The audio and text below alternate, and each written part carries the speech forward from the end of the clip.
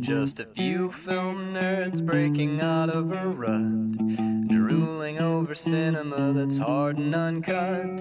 Stick us in your ear, thrill to this month's picks, and come and listen in, we're measuring flicks. And it's going. Hey!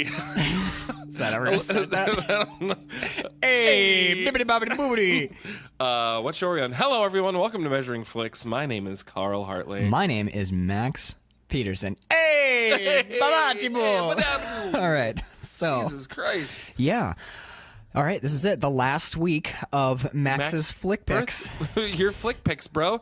Boy, you have had a month. Let me just say, we're finishing strong. Only Lovers Left Alive.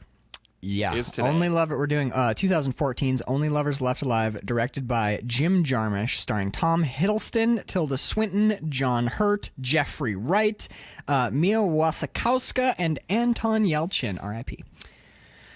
Boy, dude, you've had a month. You have had quite the month, sir. I'm looking at next month is my birthday month, and I'm looking at some of my favorite films are on that month, and I'm like, shit. Oh, I need to come correct. I'm starting to get a little bit panicky. I'm like, oh, God. Because this is some big shoes to fill with leading up to this movie, which is by far my favorite of the four that have been in your month. Yeah. Night on Earth. I had this was my introduction to Jim Jarmusch.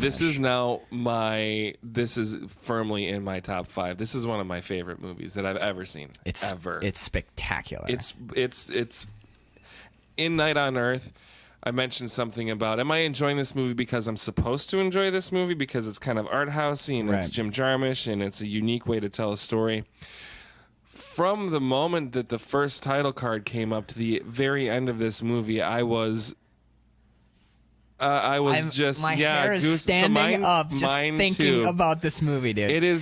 This movie was written, I feel like it was written specifically for me. Like it's my movie. Like Jim Jarmusch somehow knew just the right buttons to push and the right things to say, and he just like, here, Karl Hartley, is that it? I've never met you before. I made you a film. But I made you a movie. Like, that is literally how it's like, I want to fucking cry right now. It's so, to give you some sort of perspective on this, as soon as this movie ended, my girlfriend Danielle, as I want to talk about her on this podcast from time to time, she was in a tech rehearsal for a show she's in. So I had the house to myself. After watching this, I drank more Jameson than I should have because I'm like, I have to write something. I've got to do something. And I got a little lit. Yeah. I got just a little bit whiskey lit. Drunk. And I couldn't wait to like tell Danielle about this movie because I'm like, can we be Adam and Eve? Like, I just like, will you be my vampire forever? Can we like read all the books and listen to all the music that's ever existed? So she gets home and I've had like 3 hours to just like get whiskey drunk and like think about this movie. And she comes home from a long fucking tech rehearsal. Exhausted. As soon as she hits the door, I'm like, honey, our collective favorite director is no longer Steven Spielberg. It's Jim Jarmusch and Only Lovers Left Alive. And I just was talking really loud at her. And she looks at me. She's like, okay, how much have you had to drink? I'm like, all the Jameson, all of it. Honey, I know it's 11:30. Do you want to watch this movie right now? And she's like, No. I just had a 12-hour tech rehearsal. No, I don't want to watch your stupid Jim Jarmusch movie. You're like, how dare you? How dare you? I was actually like a little offended and sort of hurt. I'm like, but this movie is everything. Why would you say that? Say that to me? So I almost sort of ruined it by just being so, but that's what it did. It just got so Has she seen it since? No. Not yet? Okay. No, because she just went into production on her show. We're going to wait. This weekend. So we're going to wait for the right time. Got to get her in the right headspace. Because I was going to start her with Night on Earth, but now it's like, I think I'm just going to start her right off with Only Lovers Left Alive. One of my now favorite, I think, second favorite movie. What's your number one? Was if it goes between Butch Cassidy and the Sundance Kid and The Last Starfighter. Ooh, that's good, solid movies. Yeah, Last Starfighter is more of the nostalgic thing, but it's... For me... Yeah. This movie, every time I watch it, it hits number one. It becomes my favorite film. Yeah. I think it is my favorite film. You know, as a little bit of time passes, it'll kind of fall to like 2, 3, but then you watch it again and you're like, why have I ever doubted you? My God, what a fucking movie. Yeah, this was the first Jim Jarmusch movie I ever saw, and I came to it in a really weird way. I was barely aware of him as the guy who had done Stranger Than Paradise, Permanent Vacation, and I was like, yeah, he's, you know, like I knew him as like indie director guy of the like Kevin Smith, Spike Lee era, right? But I'd never seen anything, and I was looking for writing music while I was working on my third screenplay. And I went online and I was like, best film soundtracks. Right. And then I was like, oh, these all suck, because it was like, you know, big Hollywood movies. Like so Pirates of the Caribbean. Right. So I looked up best indie film soundtracks, and number one on like everybody's list at the time, because I looked it up in 2014 when the movie had just come out, was Only Lovers Left Alive. And I'm like, oh, this has Tilda Swinton in it. I love Tilda Swinton. And it's a vampire movie. Oh, this would be cool. Oh, cool. So I just kind of like, I started listening to the soundtrack, and that was like my writing music still is. I still spin this soundtrack. I showed you just before we started recording. I bought this fucking thing on vinyl and the double LP, which you're telling me is now like $300 on eBay. Yeah, I got it I got it while it was still in production, so it was fairly. Oh yeah. I think it was still like 50, but whatever. So I'm like, I should watch this movie. I really like this music. I wonder what this flick is like. So me and Bird sat down to watch it, and when it was done, I was just like, Bird, don't say anything. Let's just weeping. Not because it's sad, but because I was like, I cannot believe that a film like this exists. I'm such a zombie. It speaks, it literally, this movie like reaches out its hands and like holds your heart in its hands the entire time. And you're in good hands too. Holy shit, what a film. It tries to hurt you for a little bit, but not in a way that's that's harmful. It's like a growing pain in a way. When we watched Night on Earth and did fucking 3 hours. Yeah, no shit.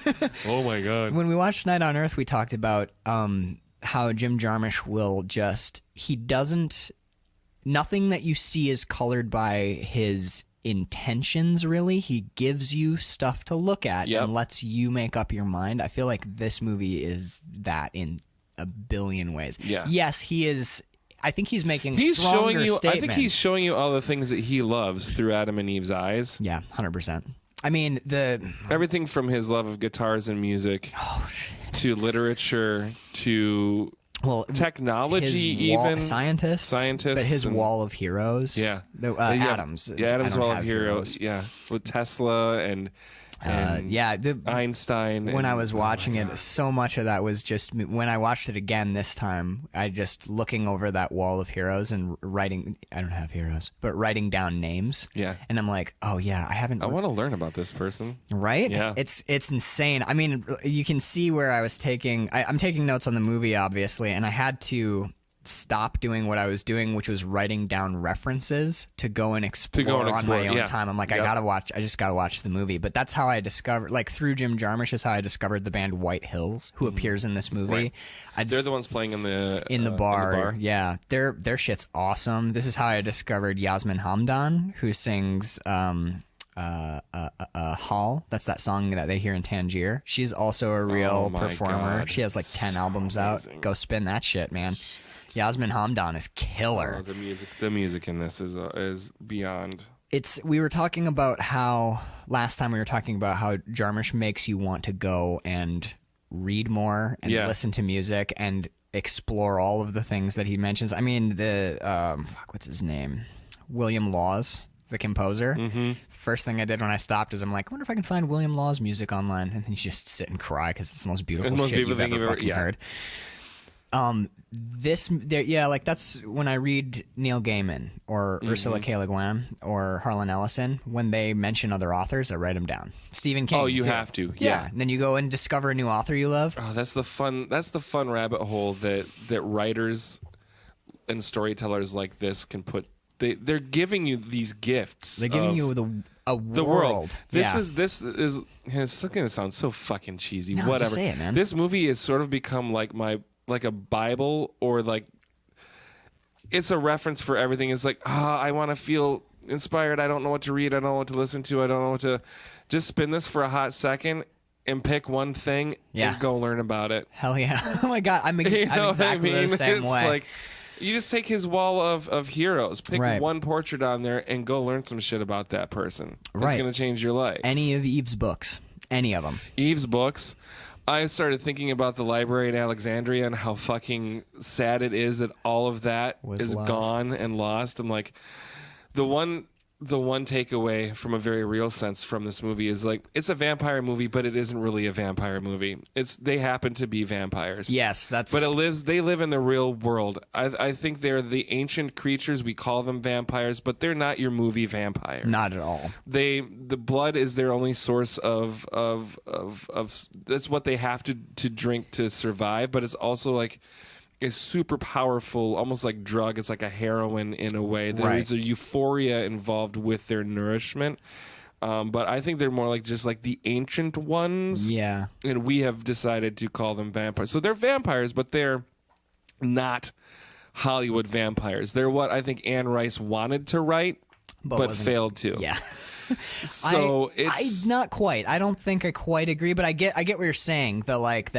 The regal and wise. Well, they're named Adam and Eve, and part of me thinks, but they're not just.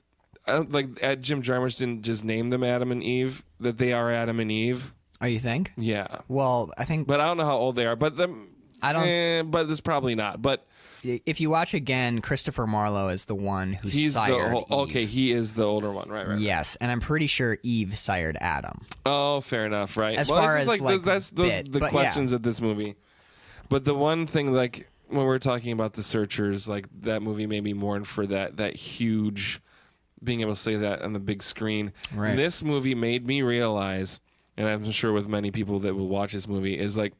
You become very aware of your own mortality and how very little time you have to experience things. Yeah. They have multiple lifetimes and can learn. They have the time to leisurely take 84 years to write an album. Yeah. Where we don't have that time. Right. We have to choose the things that we spend our time on because we don't have any time. And I was like, I started when Eve was packing her suitcase to.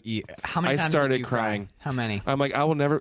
I can't even count. I was sort of constantly just on the verge. I've seen this movie 4 times, and this last time I watched it, I cried like 4 or 5 times. Yeah, Dude. I was crying. I'm like, I will never be able to read all of those books. Yeah, that's even if I spend every minute of the rest of the minutes that I have on this planet just reading. Never get. I won't even come close. And that is. I fucking lost my shit. That's what for this movie. That's what is so beautiful about it. And there's a scene later in the movie when we'll talk about him later, but just Christopher Marlowe is one of the vampires, and Christopher Marlowe dies. And something about watching these vampires mourn Christopher Marlowe's death, you realize it's not just that they've lost a friend. Right. It's that they've lost one of the powerhouse, towering, creative artists that has ever lived, and that light of that art is now snuffed out, and they're mourning the loss of that too. What I was thinking when Eve's packing up her suitcases and she's looking through her books, she has thousands of books. She's pulling books from behind her. Touching the pages. Well, you notice that they have that touch power. They thing. have touch power, yeah. Yeah, that's why they're always wearing gloves. She can, and I love the, but I don't want to get off of it. No, go ahead. My thought when I was watching her pack those books, because she's reading books in Arabic, and she's reading books in Chinese, and she's reading books in French and German, and there's some English. There's an English play in there. I think it's. I'm not sure, but I think it's either Mamet or Albi that she's reading. I was trying to read the just enough the to words get to get it, but it. Anyway, she's reading in all these languages, and my first thought was like, I was like, oh my god, I would love to master French so I could read Baudelaire in French, and master German so I could read. And then I started thinking, I'm like, I don't have enough life. I want to learn Cantonese so that I can watch my kung fu movies and actually understand what the actors are saying. Right. Well, instead of the subtitle. For me, it's like Mandarin when you read like haiku, right? Mm-hmm. Haiku translated to English, you're like, wow, these are beautiful and profound. But I can't read them in Japanese. Right. But I do not have enough There's not life enough time to learn the languages to read. Forget the fucking time it takes to actually read the artwork, to read those books. To read them, yeah. The time it would take me to learn the languages to experience that piece of human art is there's not enough time in your life, and it breaks your heart, but at the same time it makes me just swell with look at how much art is in the world. It's so fucking crazy. And there's more being created every day. Eve has which is that, even, oh my God. It's Eve's little speech later is kind of not the thesis. There is no. I don't think there's a thesis. Isn't. No, it's this just like you said. Is this Jim Jarmusch is giving this to you? It's a feeling. It's a. There's a jouissance to the movie. There's my French coming. There you go. Thank you. But when Eve has that moment later, when she finds out that Adam had a wooden bullet made for his 38 so that he could maybe kill himself because he's depressed. Because he's sad watching the zombies, the humans destroy their world and fuck everything up so bad that they've tainted their blood, so that they're not pure anymore. And I want to talk about the blood. That's why I circled that, because I think blood. Yeah, they can't. They're having a hard time metaphor. surviving because the humans have tainted themselves so much that the purity isn't there for them to survive. Right. They can't even drink human blood anymore because there's so much. It's bad blood. Yeah. If they drink this tainted blood, they get really sick. Blood poisoning. They call it. But. When she finds out Adam is suicidal, she says this self-obsession is such a waste. I have a note on it. This self-obsession is such a waste. You could spend that energy surviving things, appreciating things, spreading kindness, and then she pauses, appreciating nature, and then she pauses and goes, and dancing. And it's just like you realize that all these petty little shitty moments where you're just like, God, I hate work so much. The world's going to get me. You could, even if you're tired, rather than sit there and be like, I'm going to fucking have a drink and just be mad at my boss. Time is so... You're in the middle of everything. Well, but also, for them, time is infinite. But right. I think that's Jarmusch poking you and saying, look, they have an infinite amount of time. So he can brood for 20 years. You don't. You don't know Cantonese. You haven't heard all of Yasmin Hamdan's albums. Nope. You have never listened to William Laws. And you have a very short amount of time to do these things. So sitting there and feeling shitty or being lethargic or being like, fuck it, I'm just going to get drunk. And you don't have time for that. Right. There's too much beauty for you to absorb. It's just, I know, I'm going to fucking cry if I keep talking. Stop it. But I love that so much because when you watch this movie, I feel like it's almost... It is. I was gonna say it's like medicine, but it's not because it's so delightful. Because taking medicine, you always want to hold your nose and get it done. No, this is the spoonful of sugar. You were right when you said Bible. Now, throughout all the religious connotations, but a text that should define and guide and shape who you are as a human being on the planet. Yeah. I think you could do much worse than have this at the center of that, to have this be the text, if you will, that you return to. Because if you watched this movie 3 times a year, how many times do you think you'd just fall into a funk and just lay around and do nothing? Oh, God, no. Never. Nope. Never. You'd be feeling down and you'd be like, I'm going to go and listen to Nadja. I've never listened to, or I'm going to go and reread all of Shakespeare. I'm going to find a new trail and walk it. I don't know. Fuck yeah, man. Like... We went for a walk yesterday. Bird and I took the dog for a walk right after I had spun this movie, and just walking, I suddenly, we live in Michigan, re-saw trees. Yeah. It was such an incredible experience. I know that this sounds, for people who haven't seen this movie or who maybe don't have quite the sensibility that you and I might, this will sound so like weirdly like naive and shit. Yeah. But to like, see, Bird does this thing on her phone now. She has a cool app where you find new flowers or plants, and cool. you take a snapshot of it and you build your collection. So it gets you out into nature more. So seeing flowers, I was just like, look at that. Fuck, fuck. And then I started looking at the flowers, and then you see the flowers and you notice the trees, and you're like, trees are, and you realize like trees are so incredible. And you're like, I never look at trees. It's like you're waking up a little bit. You're it's coming incredible. out of that, like, I don't want to say fluoride-induced like zombie mode, but in a weird way, man. Like it's true. It's so easy. Last summer, I'm sure you've had this experience too. Mm-hmm. You get into that work rut. Oh yeah. And then you get into a fog where if I were to ask you like, what'd you do yesterday? You'd be like, I worked day before. I think I watched like Justified like a week ago. You know, like it's, but in a weird way, this movie makes you want to experience something so powerful that every day of your life makes an indelible impression on you. This is, oh God, I've noticed with David Lynch, we struggle to describe how David Lynch is describing things, and with Jim Jarmusch, we talk about everything but the movie. Holy shit! No, you're right. We haven't even really talked about the movie at all. Well, but it's the effect his films have on me, man. It's just watching his movie makes you like it. It's like he sees the socket in the wall that has all the fucking the life in it, and he grabs you and plugs you in. Yep. It's not even there. The movies are they're incredible films, but the effect of the film is as great as the movie is. You feel energized and oh shit, it's so good. All right, but let's actually talk about the film. So the movie is Adam and Eve. So the movie's just all right. No, I'm kidding. It's just okay. But at the beginning of the movie, they're separated. She is living. Oh shit, where is she? She's in Tangier. He's living in Detroit. In Detroit. In a basically one of the abandoned blocks. Yeah. Oh, the Detroit in this is very real. Keep going. Yeah.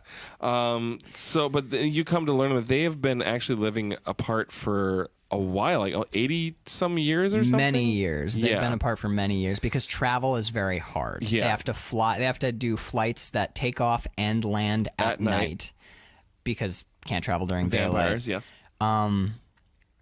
And they because they also have to go a fairly long time without blood while they're traveling too. It just takes a lot out of them. So when like both times they travel, we get those beautiful scenes of them just like completely exhausted. It's almost like hibernation. Yeah. It's not even like they sleep hard in this movie, but like after travel, they're just like done, just out. So like going into, I thought like maybe something happened in their relationship or they had a fight and they didn't really care. Like their love for each other is ridiculous. Yeah. It's not even love. It's something different than that. It's because I feel like their relationship is because love is a human lifetime. Yeah. It's so what I love about this movie they've is had thousands of years as partners. Yeah. Bird had a number in her head. I don't know where we got it from, but she thinks that Eve is 1,000 years old. Okay. But so watching this movie, I realized that love, like that human love with its like jealousy and sex and that stuff, lasts about a human lifetime. Right. And they have had so much more than that. Maybe it's a vampire thing, but I don't think so. We don't see sex at all in this movie. No, you see them laying together naked. They do, but you get the sense that them laying together. Well, I get the sense that seeing them lie together naked, their pleasure in each other's company, is so much deeper than that. Like your breasts feel so good, and here's my physical love. It's not a physical love anymore. It's a connection and a resonance with each other that's so deep that it is like gone further. It's beyond the than physical, human love. Yeah, it's weird. Like, and no, it's all that is all there. Yeah, you know, like when they're that's not a read on it. That is like it's textual. It's textual. I think when they're laying on when he's sitting on the couch after they've first been when they first meet. When she flies from Tangier to Detroit and he opens the door and comes out to her, and they don't rush into each other's arms. They take time. And he looks at her in the moonlight and just you can see him relishing just the look of her face and the light on her hair, and you can he like gets close and you can tell that he's when you have smelling. the time, you don't have to rush. You don't, and You're always stopping. But I think part of the movie is suggesting that we take the time. Yeah. Because rushing through William like Laws or Shakespeare or whoever you don't want to do that. You don't want to you know, like, we have a limited amount of time, but so we should be constantly with an eye towards enriching our experience in our lives, but also rushing the time. Yeah, like when her sister Ava shows up, she kind of shows us what happens when you I felt like she was invading my space as well. Yeah. Oh my God. I was so fucking pissed at her. When they finally kiss, it's not that like lascivious, like, oh fuck you so bad. It's just like, I've been away from you for so long. Everything in this movie is every time Adam or Eve interacts with something, they're relishing it. Yes. I think it's beautiful. Even later, after Ava trashes his 1905 Gibson, Eve finds beauty. And drinks Ian. You drank Ian. But when I love that. I like that Eve is holding a broken guitar in her hands. It's a shattered 1905 Gibson, and it's heartbreaking because that's one of the older guitars that I can think of. So she's holding this shattered guitar. And she looks at it and she goes, oh, look how beautifully it's made inside. Oh, my God. She's even found... broken thing. She's holding this broken thing and she's still appreciating the beauty of it. She's not like, I can't believe she broke this. What a bitch. She's like, wow, look how beautifully it's made inside. And she wouldn't be able to see how it's beautiful inside if it hadn't been broken. Fuck me, dude. Just everything they encounter, they relish it. And I think we're all humans, so we'll always fall short of perfection. We'll never be able, but it's a reminder. And they do too. I mean, they call us zombies, but they fall short of perfection. Absolutely. There are cracks in their armor. They're totally fallible, yeah. I think it's when I started reading, I'm doing the Chapman and Robin with Bird, and we're reading this like sort of modern homage to Victorian erotica, and reading that and watching this movie in preparation for watching this movie and listening to the soundtrack. When I watched this movie yesterday, and I'd watched it like 2 weeks before just to spin it and get it in my head, like reading a book now, I'm noticing the smell of the pages and the feel of the paper. Oh my God, yes. Enjoying it's so weird. You like become aware of like everything you could possibly be appreciating, and you just like, wow. I know, dude. It's so amazing. This movie is like being reborn. It's fucking awesome. One of my fun notes, because it's there, because we talked about Roberto Benigni being my spirit animal in the Night on Earth. So if Roberto Benigni is my spirit animal, this is my spirit couple. Spirit couple. Like this is what I just like Adam and Eve, like that. That's I think it's kind of what we all want in a way. That relationship. That kind of relationship. Yeah. Where it's not perfect. I mean, there's this weird like just the way he looks at her when she shows up on the front doorstep. And do you want to talk about spooky action at a distance? Which I think is why we get that relationship, because they are an example of it. Okay. Spooky action at a distance, I will probably not get it 100% right. Okay. But it's a theory. I think it's one of Einstein's theories, and it's actually not a theory. It's proven. Oh, it's the particles. Yeah. It's a proven fact. It was a theory when Einstein first came up with it, but it has since been proven, which is, if you take an intertwined particle and split it apart, and then put, no matter the distance between those two particles now, the particle that has been intertwined, and you separate them, even across the universe, if you change something about one particle, the other particle, no matter how far away, will be altered in an identical fashion. Yeah. So what's the first thing we see in the movie is Eve in Tangier and Adam in Detroit. And I think you can think of their relationship as an intertwined particle and spooky action at a distance, which is literally, I know it sounds goofy, but that's the name of the theory. It's called spooky action at a distance. But I think Jarmusch is showing us specifically that even though they are on opposite sides of the world, they even say that in the movie. They bring up that theory. Yeah, several times. That's That's why I have that written down, is because Jarmusch takes the time to tell us what this is. This is what this is. Yeah, he's like, hey guys, in case you were curious, or actually Jim Jarmusch would be like, hey guys, in case you were curious. I can't do it. It's too deep. It's too deep. But when we're first introduced to them, we hear that awesome cut of Tunnel of Love, and we are shown Adam from an overhead shot spinning, and it's Adam laying on the couch holding not a guitar. It's not a cello or something. It's like a lyre or something like that. Oh yeah, it's like 18,000 strings on it. Yeah. So he's laying on the couch holding an instrument, and then we cut to another overhead shot of Eve, and her shot is also spinning, and she's surrounded by books, and she's laying down. So we are immediately, that serves two purposes: establishes Adam loves music, she loves literature, which is what we come back to later and kind of touch on it. They're like two facets of what I think Jim Jarmusch is probably like. Yeah, but it's more than that. They're laying in similar postures. She has one palm down and one palm up. Adam has both palms down. I think that represents Eve in balance, because she's happy in Tangier. Oh yeah, okay. She's got nothing going on, so she has one palm down, one palm up. She is a balanced individual, and she's happy. We see that she's happy in Tangier. Yep. She's having fun. She's hanging out with Christopher Marlowe. She's going and getting good blood from him. She's reading her books. Adam is not. Adam is our troubled character. He is very, very troubled. Something he picked up from Shelley and Byron. Which I thought I love that they throw that shit out, and we find out that Byron was a pompous ass. Yes.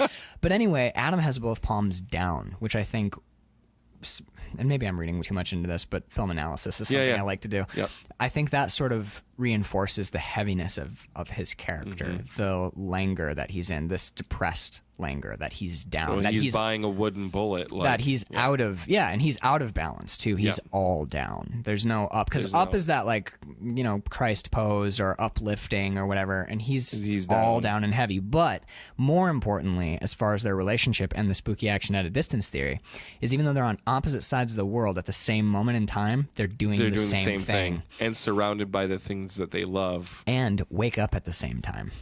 She opens her eyes, he opens his eyes, and they both get up afterwards, slightly out of sync with each other. But what we see is two people who have had a bond of centuries.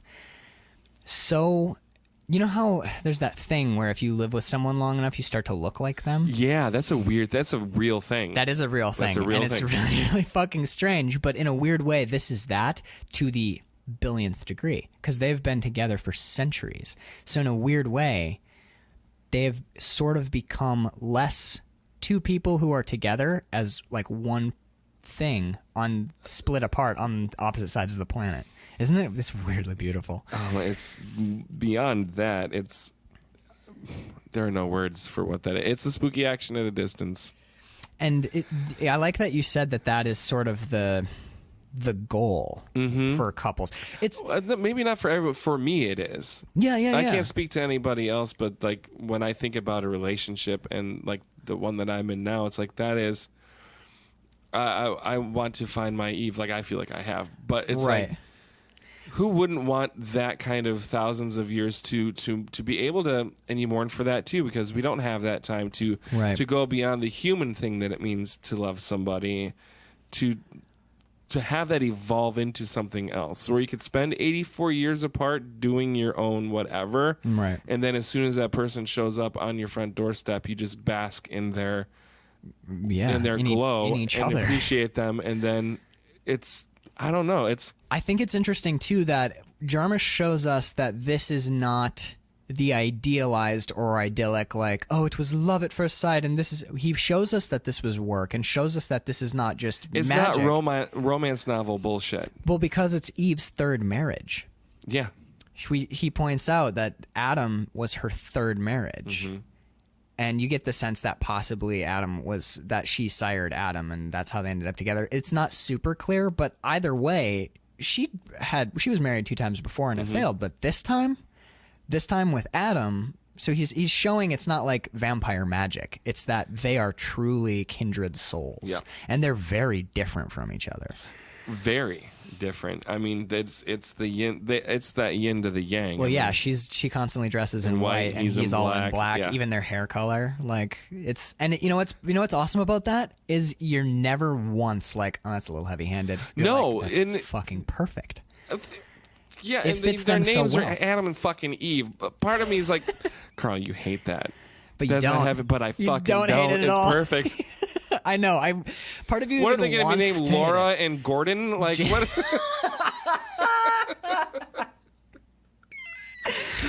Laura and Gordon. We probably wouldn't be talking about this movie if they were named Laura and Gordon. No, I'd be like, it's you like jumped the shark. That was fucking. It's so Gordon. dumb how Laura Oh. likes her books. Gordon and your stupid guitars. There's something. It's not. I think it works because it's none of it is affected. None of it. There's no affectation to it. Right. Everything is earnest, but it's not like overly hand-wringingly earnest. It's that goddamn Jarmusch thing where he's just like, this is what it is. Mm-hmm. All of this is as it is, and he just hands it to you, and you have to come to it your own way. Yeah. Nothing happens in this movie. From a plot standpoint, what's the plot? He's thinking about killing himself. She comes back. Yeah. Their sister shows up, quote unquote sister, fucks things up to where they have to leave Detroit. Mad Max has more plot than this does. It does. In Mad Max, they get in cars and drive to a place, decide they don't like it, and drive back. That's the plot of Mad Max. Mm-hmm. This movie is Eve comes. I'm gonna try. Yeah, Eve, do it. Okay.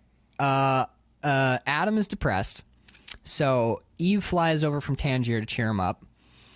Shit gets really bad when her sister shows up and kills a guy, so they have to leave town and go to Tangier, where a friend of theirs, a friend of theirs dies, and we'll talk about the ending at the end. I don't want to spoil it because, oh my god, there's so much to unpack in the end of this movie. Yep, the last 4 minutes? Like 2 minutes. 2 minutes. When he's sitting playing on the park bench. By the way, that song that he plays, that ding ding ding, ding, that's Joseph Van Wissem. By the way, that's his lyre. I can't remember what that instrument is Fair called, enough. but that is his instrument. That's Joseph Van Wissem's actual instrument. But then they end up their good friend dies, and Their good friend dies, and they are feeling bummed, and they run out of blood. The blood is bad in Tangier. There's blood everywhere. Humans, there's just bad blood all over the joint, and they are out of time, and they're dying. And then the end of the movie happens, which is wide open, so we're not going to count it as part of the plot. Nope. So that's it. Yeah. That's what this movie is. And yet, Couple of car rides. over 2 hours long. Yeah. And fuck. Yep. Because you get to live in that world for a hot second with them. That's what it. That's you know That's what? all it is. Night on Earth doesn't have a plot either. We talked about this. No, it doesn't. But this is you are allowed to peek into Adam and Eve's universe in a moment where some things are happening. Right. But you get a sense that things have always been happening. But things have always been exactly. It's not a story. Do you know what? I think that's why I like Jarmusch's movies so much, and why this one works so well. Is there isn't a plot. He's not telling you a story. He's just opening a window and letting you look at a world for a little while, and then closing the window at the end. Which is exactly what Night on Earth is. Yeah. With those you just get that. Which is what it's like when you walk in, when you step into a cab.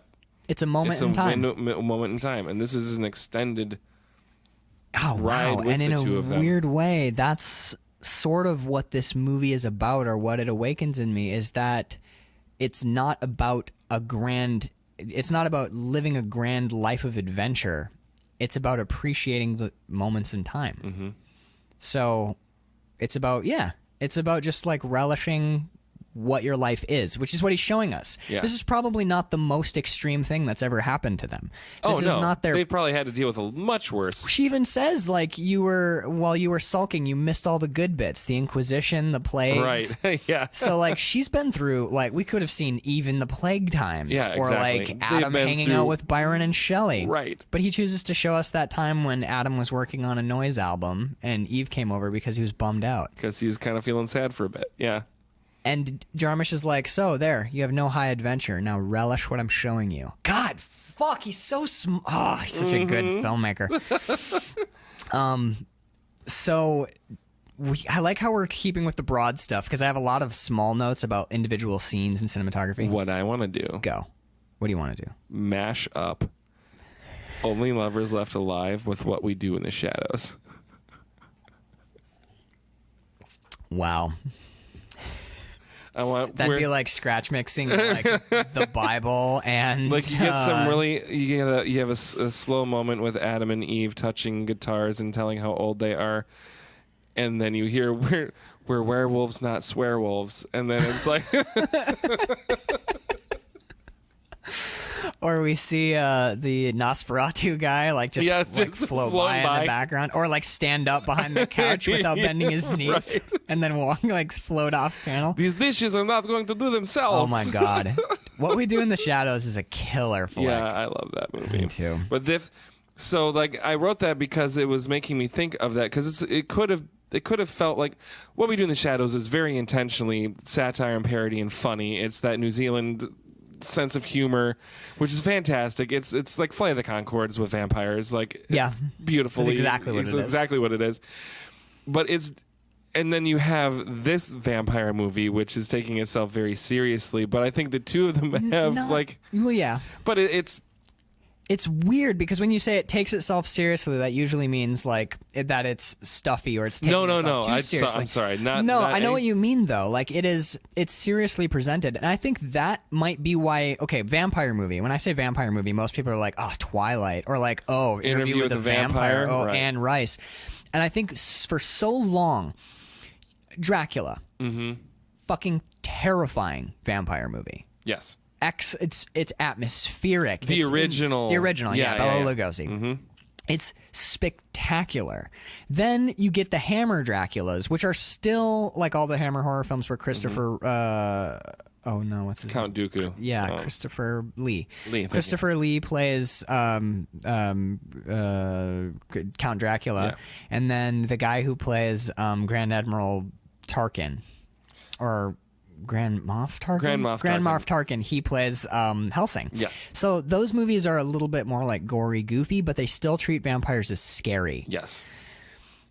And they're serious. They're low budget, but they're serious. Yeah. Then you get Twilight. Or no, you get Anne Rice first, and now all of the vampires are sad and broody. Mm-hmm. And they're like sexy and they're like tortured souls, and it becomes like romance novel vampires. Yes. And what she does is exactly what it is. Defangs them. Oh yeah. There is no danger or fear involved with vampires at all. There are killings, there are them slaying innocents, there's all of that, but it's through this weird they're a vehicle. They're wearing lace. It's like violence with a doily. You get a sense that Anne Rice, what she would have written if no one had ever said vampire, she would have written the same book and it just would have been a Victorian romance novel. Yeah, she just would have written like court dramas with like like sneaky thieves in the background, and like lamenting princes and dukes and shit like that. But someone told her about vampires and she's like, that'd be they fun. can have fangs. And then you get Twilight, which there's not a single scary thing about Twilight. Underworld becomes the Matrix with vampires. There's nothing scary about it except that the whole thing Exactly. Yeah. Just a giant piece of shit. So yeah, bird. Okay, that was some moments of silence. I can't hear the word Twilight without actually getting a little bit like physically ill. Yeah, it takes this thing that we have been terrified of for millennia. Mm-hmm. This idea of the vampire, this blood-sucking. It's thousands of years old. Yeah, it has to do with like the cannibalism taboo, and it has to do with like that which comes at the night. It has to do with the unknown. It's fear of the dark. And then we get Twilight, where like I sparkle in the sunshine, and I'm like so in love with you. This movie takes vampires seriously again. And realistically. And yes, we do have a vampire who's bummed out, and we do have like a happy vampire. And when and for the most part, there are no humans in this movie. It's mostly vampires. Yes. And that's why I wouldn't say that this is like a horror. It's clearly not a horror. Oh, it's not film. a horror movie at all. But when the vampires interact with people, because Jarmusch is taking his subject matter seriously and treating it seriously. Like when Adam goes to get blood from the hospital. It's unnerving. Yeah. It is again, like, we've seen Adam. I would call him and Eva are our POV characters. Probably Adam more so because we follow him for more of the film. You've never seen them do anything violent. They're very calm. They're but very- as soon as he's standing in that doorway with Behind the Jeffrey sunglasses Wright, on, he's you're like, scary as shit. it's like, holy fuck, he's a vampire. He could very easily tear this dude's head off. Right. You haven't seen There's an him. expectation of violence because he's a vampire. Well, you haven't. You're like, right. never seen you him haven't be seen violent. him be violent or do anything violent. Yeah. At all. There's But- always that little weird, like, ooh, he's keeping himself in check. And He's holding himself back. The from, few times they see blood, when he sees that woman in the ER and her leg is bleeding, you get the sense like he's a predator. Yep. He's a predator who's just happened to be able to culture himself and raise himself up, and also probably his control fear those of urges, yeah. blood poisoning. Yeah, but and also the blood poisoning. he has that in him. You see that little hint of danger. But before that, even before he sees the blood in the ER, he's unnerving when he's with Jeffrey Wright. And I think it's the harsh, to get into the film of it, Yeah. I think it's that harsh, white, sterile hospital lighting. It's the utter stillness and silence, and it's how long Jarmusch lets us see him behind Jeffrey Wright before Jeffrey Wright notices he's there. We see him standing behind that doctor for like 20 seconds, 30 seconds before Jeffrey Wright gets the sense that maybe someone's behind him. And you're like, oh, shit. oh, he's dangerous. Yep. He doesn't do anything dangerous. He doesn't do anything violent, but Jim Jarmusch treats his vampires as what they are. They're vampires. They're something to be feared for humans. Yes. Something for humans to fear. And anytime Ian is in his house, I'm nervous. you're like, he's under little bit. control. He's paying him for the guitars and stuff, especially when Ava's there. Well, when they leave Ava alone with Ian, I'm like, well, now you've seen the movie like 4 times, you know what's coming. But even the first time, I'm like, she does not have the She's not in restraint control. that Eve and Adam do. Even when Adam finds, he's pretty sure that Ian has been selling his music and telling people where he lives. Right. And he would be vampire justified in killing him, not human justified in killing him. Right. But vampire justified for sure. That gets really intense because he's asking him questions and Ian is answering them. Ian kind of knows he's in trouble too. Yeah, this is. And is playing it off, but it gets really intense because he's sitting in. He doesn't know that he's- Adam's a vampire. He's in the dragon's lair, man. He is sitting right next to. He doesn't. I think part of it too is he doesn't know the danger he's in. No, he doesn't. Because we do. Yeah, because when he's he like, I doesn't. saw Eddie Cochran play this character. He's like, you saw Eddie Cochran and Adam. We like, Adam yeah, does YouTubed on it. YouTube. Yeah. So we get this. Oh, okay. He doesn't know Adam's a vampire, but when Adam gets displeased with him, you're like, they are in the middle of nowhere. Yeah. Because they're in an abandoned neighborhood in Detroit in a house no one knows is occupied. Yeah. And he's in a room with a vampire and doesn't know it. And Adam's not happy. Ian fucked up, and he's now locked in a room with Apex Predator, but Yeah. doesn't have any idea. No idea. It's so tense. And again, though, Adam has done nothing to ever we have never seen Adam commit. He actually doesn't do anything violent in the whole film. Neither does Eve. None of the vampires, except for Ava, does anything violent ever. Nope. They're like utterly in control. But oh my god, I can't even pinpoint why. I think it's because Jarmusch takes them seriously and doesn't do any of that fucking horse shit that Twilight and the Anne Rice books Right. and films do, where they like fluff them up. He takes them seriously as what they are, and also it's got to be the cinematography too, like shooting in closer when Right. Ian's in trouble and things like that, and then that hospital lighting and long takes, which Jarmusch likes anyway. You're letting the environment and the way it's being shot inform your brain that there is danger. Right, even here, though you have even no though you've evidence. never been given evidence for it. Right, but yeah. I think that speaks to cinematography and just how it's The that's performance shot. too. Yeah, the performance too. Hiddleston. Eve is not as imposing, but she's like the lighter spirit. I'm never going to be able to watch a Marvel movie again ever and look at Loki. Oh my god, I know, because every time I like Loki. He's fun. He's Oh a yeah, cool character. yeah. And I like the Marvel movies too, but and I like Tom Hiddleston and stuff. But once you've seen this, you're like, this for me is Tom Hiddleston's Yep. performance. This is it, man. Like, I know that no actor likes to hear like, oh, you did your best work in 2014, but I haven't seen anything better than this yet. Well, I just haven't seen anything outside of Loki. He's in a movie called Higher Rise, I think. I watched. It's on Netflix. He was okay. and he's fun in interviews, but there's something about this performance. You know what it is? It is it is Byronic in a way. It is his performance, his character, the character he's playing is Shakespearean. Not in like that it's homaging either of those writers. It is, but in that it is tragic, endlessly deep and nuanced. I mean, there's a reason that Gary Oldman decided to take the role of Dracula in Francis Ford Coppola's Dracula. He didn't like the script. He didn't like the character, but he liked the line, "I have crossed oceans of time to be with you," or for you, or something like that. That's the line. He read this one line and he's like, you know what? I can bring something to this. Yeah.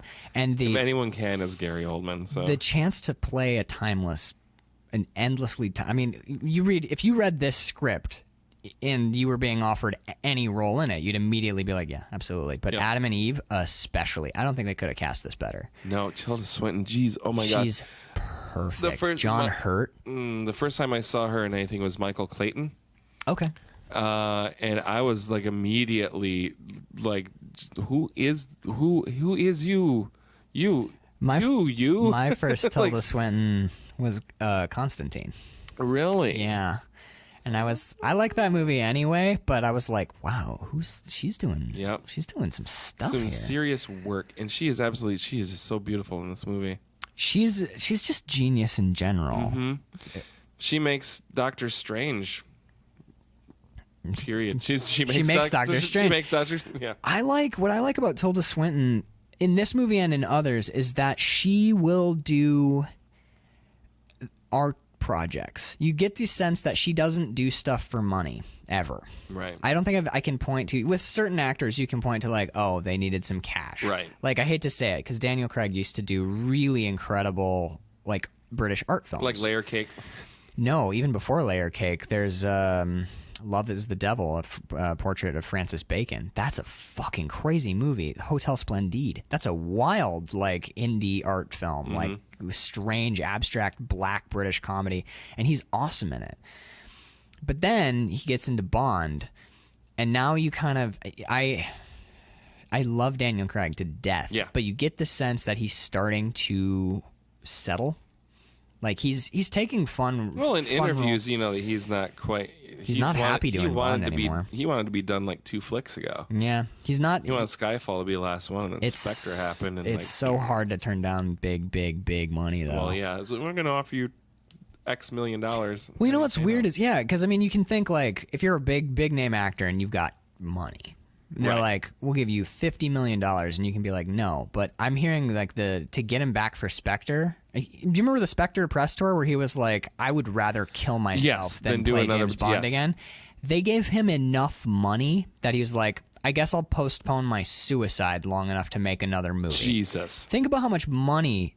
That's why I don't like Hollywood. No, I know. Because if you cut him loose, if you're like, all right, Daniel Craig, you're done being Bond. And you know what? You have more money than you will ever be able to spend in your lifetime. Maybe he goes and does another something like Love is the Devil. Right. Or another Layer Cake. Which or another. I would love to see that. I feel like incredibly talented actors sometimes price themselves out of interesting projects. You know what I mean? Yeah. Like Robert Downey Jr. What small indie film is ever going to have him in it ever again? Because now he gets paid like $500 million to play Iron Man every time he fucking plays. So who wouldn't? Right, yeah, but my big complaint with that is we're never gonna get another Kiss Kiss Bang Bang. Fuck me, god damn it. We're never gonna get another Chaplin, or we're never gonna get another Less Than Zero because Robert Downey Jr. No one can afford to put him in interesting unless he stuff. decides he wants to do something, which could very well. That's true, but do I feel an art movie like. I don't know how much control they have over that, like the actors have over that, though. I feel like a lot of times it's agents wheeling and dealing, and the scripts you see have gone through that filter of like, what's going to make me my 10%? Fucking hate that.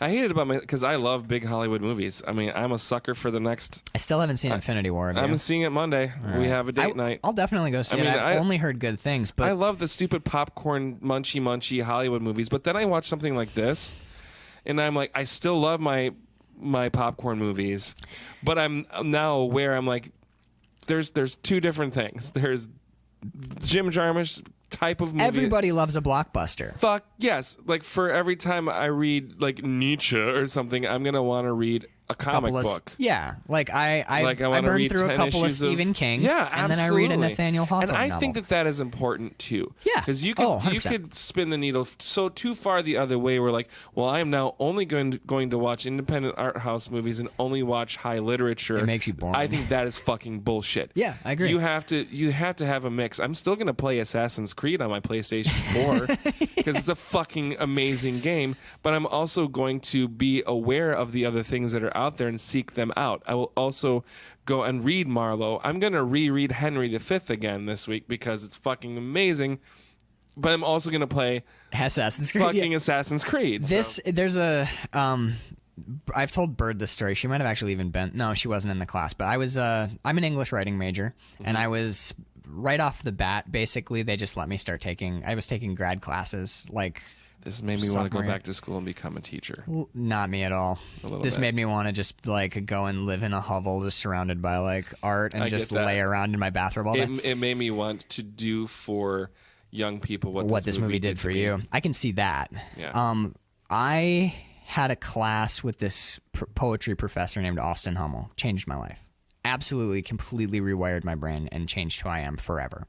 So he's this brilliant poet. I have a couple of books of his upstairs. And he was on the first day where he's like, all right, let's introduce yourself. And what are you reading right now? Like that was the thing. Right. And I was one of the last people to go. We started on one side of the room. It was my first class with him. It was his 400 level poetry class. I was referred by another professor of mine, Lisa Cootley, my freshman year. So my first semester of my sophomore year, I was taking this like 400 level class. So I'm not bragging. I'm saying I'm really young, surrounded by some people with older people. Yeah. And we're going around the room. And, well, I just read Faulkner's As I Lay Dying for the second time. Someone was reading Finnegan's Wake. I'm rereading my way through all of Shakespeare's works. I'm digging into the sonnets. Like, that's what people are reading as they're going around. And Hummel's like, oh, that's awesome. Yeah, it's a great book. It's cool.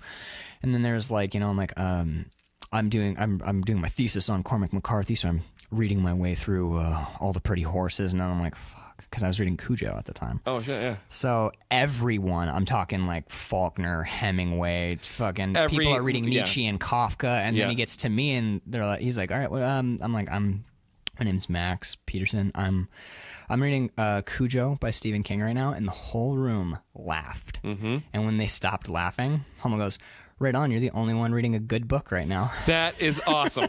Yes.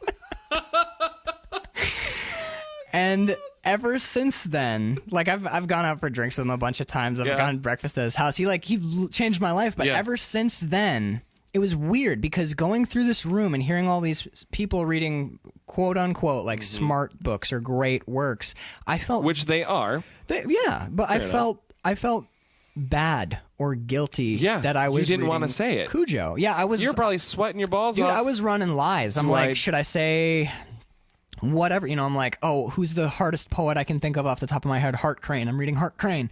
But I was like, I'm proud of you. I'm like, no, for saying fuck it, own up. Own up. I'm like, well, I'm reading Cujo. I think it's really good. That's fine. What are you really reading? I'm like, Cujo. Cujo. And he's like, oh, cool, right on. You're the only one reading a good book right now. I was like, that. fuck yes. And ever since then, man, and you know what? I still get shit for it at work all the time. I'll be like, what are you reading right now? I'm like, oh, I just finished not too long ago, Tommyknockers. I love Stephen King. So I'm like, I just finished Tommyknockers. And like, oh, you're one of the Stephen King readers? I'm like, he's fucking awesome. Yeah.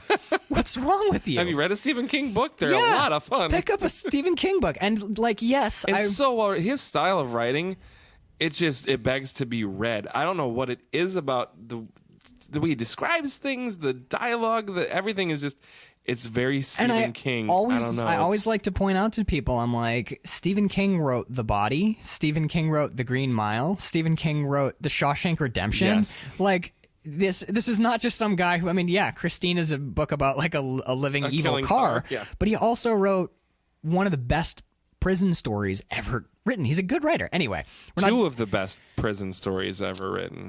Green Mile, yeah. Green Mile he wrote and the two of them, Shawshank Redemption. But Rita Hayworth in The Shawshank Redemption. Not even a novel. No. It's a fucking novel. It's a novella, and then The Green Mile is a It's serialized a serialized novel, yeah. It's crazy. He's in his spare time. He's writing genius works of fiction. But He wrote that on the crapper. It's like, Jesus. yeah, he's just like, I was writing on a napkin at breakfast, and pretty soon I had 20,000 napkins, Jesus. and I had my person type it up, and then I was a genius. But no, yeah, but like at the same time, you know, I've got Siddhartha up on my shelf. I've got the complete Milton. I have 2 complete editions of Shakespeare because there are 2 different Norton critical editions with different essays in them. Like Then you have the folios and everything like that, the original. I think read everything. Yeah. Read everything. Yeah. You know, like that. I think then that's part of what this movie's about. I think so. When Eve is loading up her suitcase. loading up her suitcases, there's like old hardbound books in Chinese. She has a really cool edition of the Shakespeare's sonnets with 1 sonnet per page. You catch that on the plane. Sure did. It's pretty sweet where you can just see them by themselves. She's got that, but she also has like modern American plays, and she has some like hardbound books in there that look like just like 2016 literary novels. Yeah. So she's reading everything. Everything. And that's what I love about Adam's character too, is Adam talks about William Laws, and we find out that he gave, was it Bach? He gives somebody an adagio. He's written a string. Oh, a string. Oh, my God. The string quartet, and he's like, he put it out under his name because Adam's a vampire and can't put it out. Schubert. He gives Schubert's adagio for strings or whatever. He gives him the adagio. So he's like got this classical stuff, but then we hear him. They're listening. He's talking about Eddie Cochran playing guitar, and we hear when he goes and sees Yasmin Hamdan, he loves her. We hear him spin. Well, they actually, the one of the albums they listen to is technically Squirrel, so it's Jim Jarmusch's band. But and then they listen to that down down boom, and they're dancing, they're dancing to that and liking it too. They're omnivorous art appreciators. There's nothing. There's no like, you know. That's where. Oh, you use that. How that's why pedestrian. Anne Rice irks me. Is they sit around and listen to fucking chamber music with torches all over the place. And he's laying on his couch with like egg cartons up on his wall because he's got a recording studio, and he's spinning like old country western albums, and he's listening to like hip hop, and they go and see White Hills perform. Yeah. But that doesn't mean he doesn't like classical. No, he appreciates He's just that fucking as well. sucking everything in. Eve is the exact same way. She loves the craftsmanship of the broken guitar. She's stunned by the scientific oddity of the Amanita muscaria mushrooms growing in his garden out of season. Right. It's like, which what I think are you doing here? That's super important, by the way.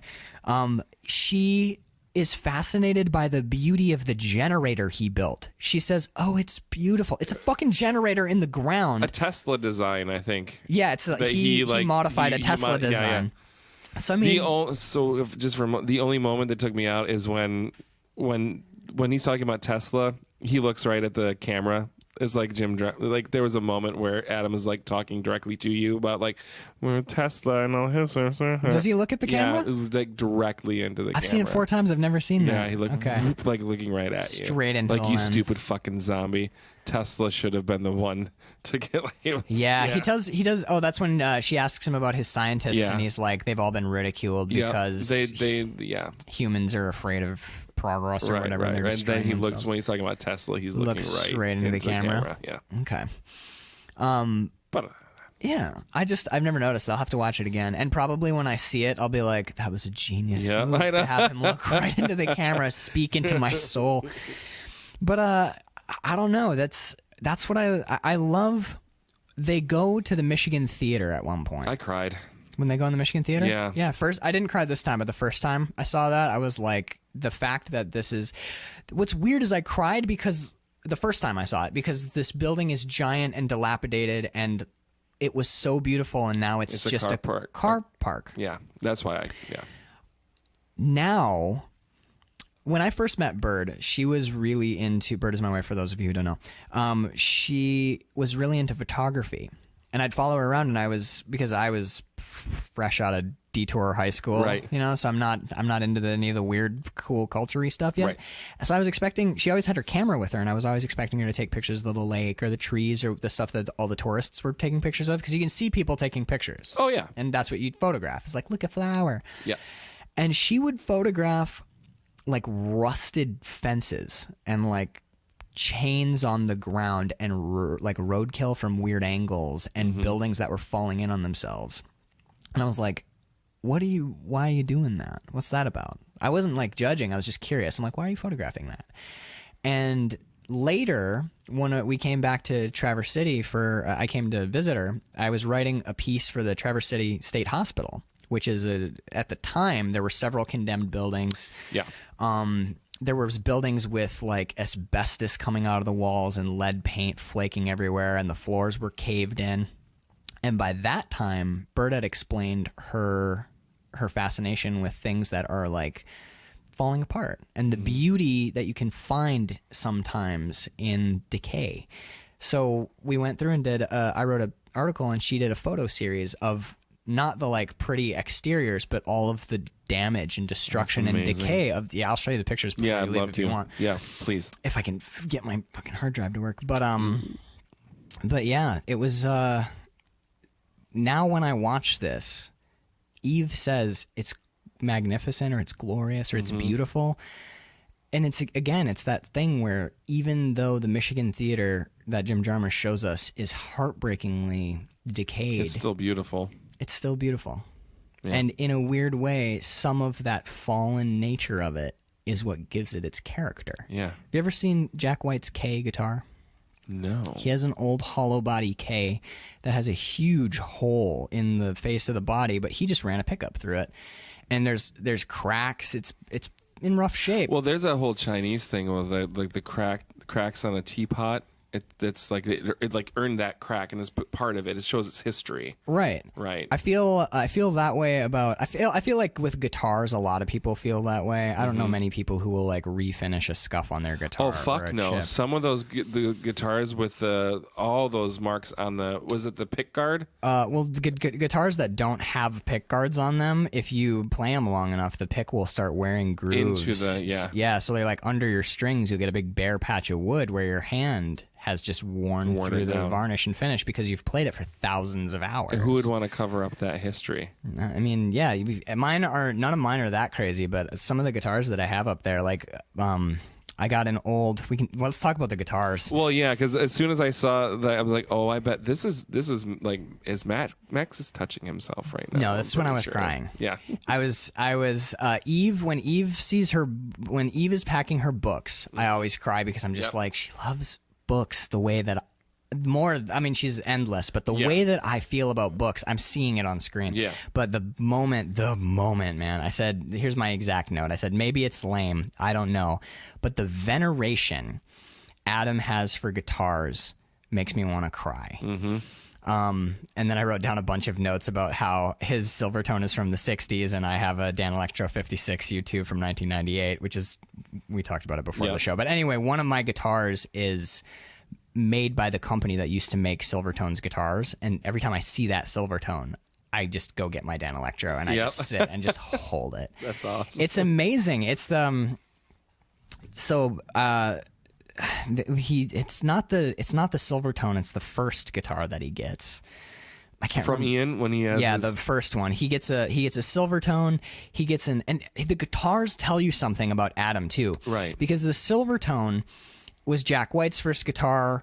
It was Dave Grohl's first guitar. Jimmy Page used to play Dan Electros all the time and Silvertones before. James Hetfield's first guitar was a Silvertone. Amazing.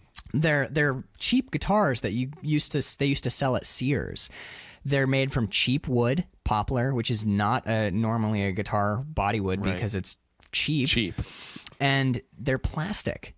The actual guitar itself is made from masonite with a vinyl binding to hold the masonite onto the cheap ass poplar. Shit that, like the make and bake oven is made out of. Like. Yes, exactly. And here's my favorite part, and this is a little known thing about Silvertones and Dan Electros is, rather than spend all this money on pickups, right? Like the standard pickup style, just to really quick, is like a bar with posts, 6 posts, Yep. and the 6 posts are wrapped with wire and electrically charged to make a magnetic field, and that's how it picks up the strings.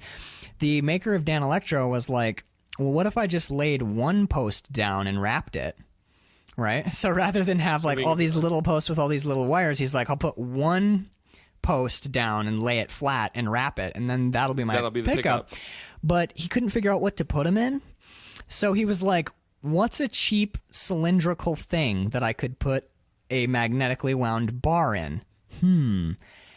Oh, old metal lipstick tubes. No shit. Yeah. So he mass bought lipstick tubes and put his wound pickup in metal there. pickup Oh my in a God. lipstick tube. So if you go and look at my Dan Electro later, those pickups, those ones are now, they built casings for them, but the original Silvertones, that was a magnetically wrapped, that was a wire wrapped bar inside an old lipstick tube fixed into That's the body of the amazing. guitar. So that is a funky, weird guitar. And the Silvertone that Adam gets actually has an amplifier built into the case. That's right, yeah. That reminds me of the Arctic Monkeys guitarist. I don't know if he still uses it, but when I first heard about the Arctic Monkeys 5 years ago, he was playing a guitar he'd bought in a pawn shop that had 5 effects pedals built into the it? body That's of the amazing. guitar. I know, but Oh my God. so his Silvertone is like that like indie garage rock, rockabilly, like bluesy, funky, weird guitar choice. For guitar enthusiasts, that guitar says something. Right. Number 2, a very unusual Hagstrom. Hagstrom was like a kind of like the rock metal guitar of the 80s, but for me, it's most closely associated with Seattle in the 90s because they were cheap as fuck in the 90s. So Kurt Cobain, some of his first guitars are Hagstroms. If you look at stuff from Bleach Era and Nirvana, he's playing Hagstroms. A lot of those bands back then used to use them because they were cheap, they were durable, and they have a specific sound. Like they even, when they flip the guitar over and there's that mother of pearl coating on the back, and he even says mother of toilet seat or Mother whatever, of toilet seat, yeah. you get, I think that is Jarmusch rooting us in the sort of grunge aspect of, he was making films before grunge, but there is definitely grunge aesthetic in this film. So I think that Hagstrom is sort of speaking to not, Adam likes his Silvertones, but Adam also has likes a little that of that feedbacky dirt sound. Then we get a Chet Atkins hollow body. That's an expensive fucking guitar. That's what company makes that? It's Gretsch. I'm pretty sure Gretsch makes the Chet Atkins. So that's a semi-hollow body guitar, which is pure Nashville chicken pickin' plucking guitar. That speaks, and also those guitars are amazing for feedback, which is when we see Adam making his stuff, he's feeding them back. But all of those guitars are like historic standouts. There's tons of guitars in the world, but those are 3 very different specific, guitars. I wish I could remember what that first one that he gets is. I don't remember, because it's 4 guitars I think that he picks up. Yeah, the first guitar is the one that he says, I shall name him William Laws. And I love that Ian says, this one's a male. Or he says, it's a male. And Adam says, this one is, yeah. This one is, yeah. And you get the sense that he's done this a lot. Yes. And some of his guitars are male guitars, and some of his guitars are female guitars. There's an awesome essay. I'm just all over the place. There's an awesome essay by Neil Gaiman where he says stories have genders, where he talks about how in his head, all of the books that he writes and all of the short stories that he writes are either boy stories or girl stories. And he says that books like Coraline, oftentimes, but not always, oftentimes the protagonist of the piece is what genders the story. So Coraline for him is a girl book, not a book for girls, but a female story. It's actually female, not made for girls, right? Right. Yeah, okay. In his head, that story. I pick up what you're saying. Right. That story is female in gender. Right. But Stardust, even though that story has a male protagonist and there's lots of dudes in it, because Yvain, the star that falls from the sky, is the most interesting character and seems to be the through line in the heart of the piece. Stardust is also a female story. American Gods is a male novel in his head. So that is a thing you find with guitars a lot, is that people will name them. I can't remember what it's called, but Jack White has a name for his K. Willie Nelson, his guitar is named Trigger. They're fucking Billy Gibbons names all his guitars. I think his one is called Lucille. It's either Lucille or Pearly Gates. I can't remember, but that's what I named my stabbing knife. Lucille. But this is a thing. This is a thing where guitarists will name their guitars, but it's almost always female. The names are very rarely male. Willie Nelson named his after a horse. It's kind of like you naming your car. It's almost always for guys anyway. You name it a girl name. It's a she. Right, and you know and there's always that like, oh, she's running a little hot today. Yeah.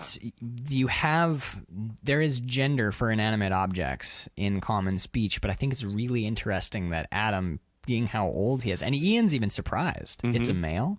Right. Yeah, this one is. Yeah, this one is. Yeah. I love that. Adam is more in touch and more in tune with his instruments. Whereas it's that Neil Gaiman thing where who would even gender a story? But Neil Gaiman the stories are so in the roots of him. He has them so inside himself that he can start to see the gender of his stories and stuff. He understands his art more than others, like Adam understands his instruments more than the kid who got his guitar and he's like, I'm gonna name this one Betty because I ride it hard, you know, like Yep. I'm only gonna play it finger style. Adam's like, I shall name him William Laws, and you're like, I can be better than I am. I can be better than I am. I just and I mean, can we talk about the music in this movie? The score, the soundtrack? So this is I'm not a fan of like that weird the feedbacky stuff. Like you huge fan of that. Yeah. This made me more curious about that style of music. Mm-hmm. I kind of want to just sit and like listen to either score like I could ask you like what a good introductory either band or artist to that style of music that wouldn't like drop you right in the middle of like this is the like crazy shit. Yeah. Like what would be like a good sort of gateway drug into that style of music? Asking for myself and our listeners that might be interested. The soundtrack for Only Lovers Left Alive is available for like digital download. You can get on Spotify and stuff. You don't have to buy it on vinyl. I have a lot of this. Yeah. I have a lot of this stuff on vinyl, but this soundtrack is a good introduction because it has that. It is Squirrel. It's Jim Jarmusch's band. He scored the movie with his band. Carter Logan's another member of Squirrel. Okay. He also plays the Californian record exec in the bar who has the glasses on. Oh, very cool. That's Carter Logan. So he, I think his name's Pete in the movie, but this is a good intro to that sound, and especially to Squirrel. Squirrel they don't release full albums, they release EPs. Squirrel's EP number 1, that's the title, they're just EP 1, EP 2, EP 3. Oh, okay. EP 1 is fairly accessible and pretty good, but I would, if for anyone who wants to get into like that kind of feedbacky ambient noise, like that hip almost noise feel music. like for the right person, like meditative sort of music. Yeah, it's very like chill. Lay on the couch and like escape in your own brain for a minute. Right. It's really like it's less music for like melody and lyric and blah blah blah. It's more music of feel. Okay. It's more mood. But Only Lovers Left Alive soundtrack is awesome, especially because in the second half, which is the second of the 2 LPs, they recorded it all on tape. So the second LP, or the second half, if you're listening to it digitally, is Tangier. They do it in 2 stages. The first stuff is the Detroit music, and then they scored separately for Tangier. And in Tangier, this other musician, Joseph Van Wissem, is more heavily featured, and he plays.